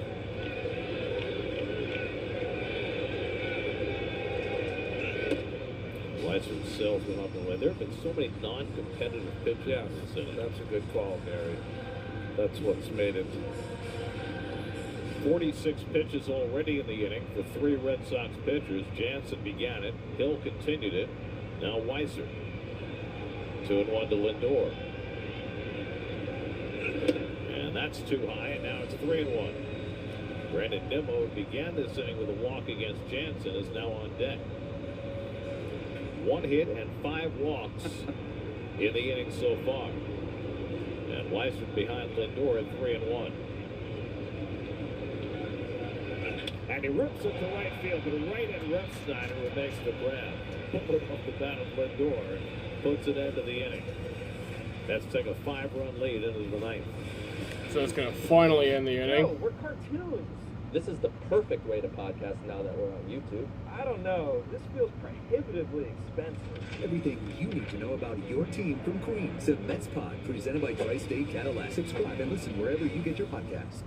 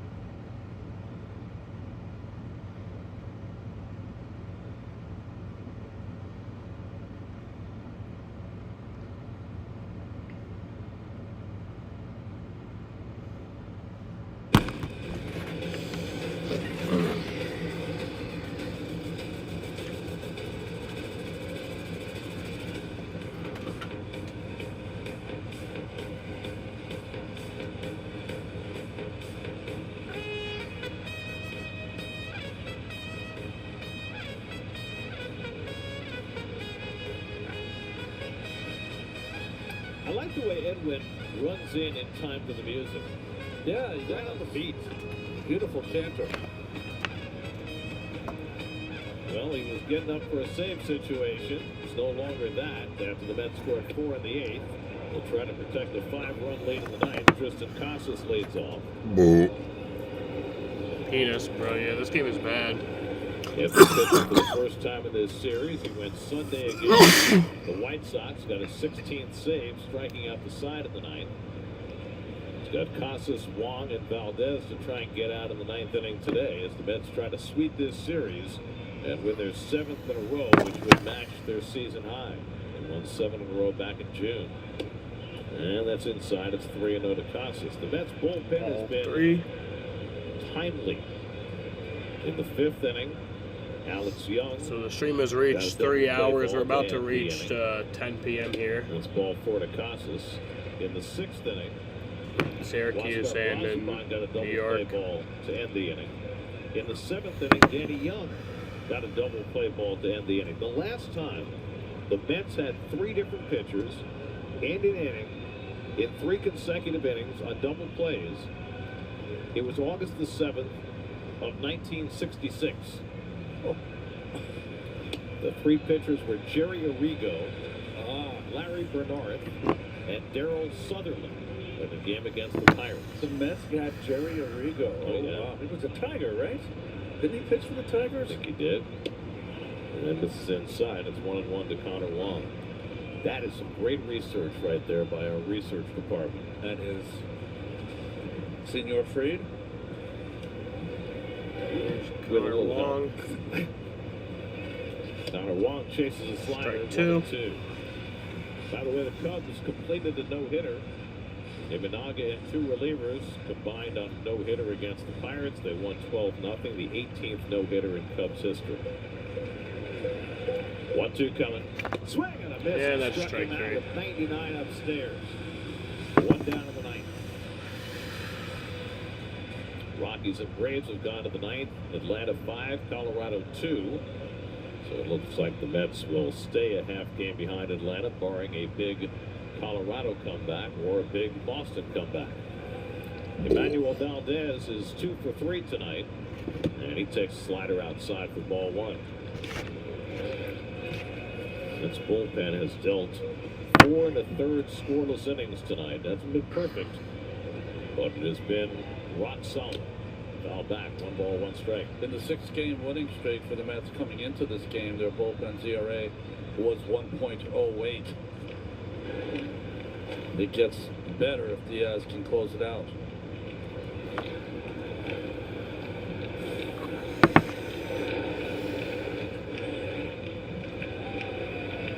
One. Popped it up. First base side and foul ground. Alvarez should have room. 2 out. Foul number 2. As for the Red Sox, they're in the Red Sox are down to their final out tonight. And falling 5.5 games off the pace in the wild card. Kansas City's leading their game 4-1 over Cleveland in the ninth. 5 in a row and 3 and 11 in their last 14. And in these last 5 games, they have scored a total of 8 runs. Rummy Gonzalez grounded into a double play and is only at bat in the 7th. And he fouls back a first pitch fastball, 0-1. San Diego's underway. Tigers lead the Padres 1-0 after 1.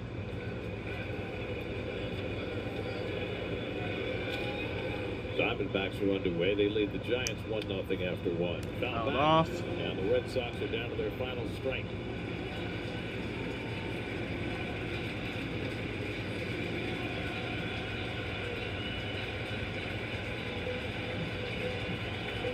Oh, 2 to Gonzalez. Too high. Ball 2 strikes. Lead ball Gonzalez would keep it 1. going. Jared Duran would be next.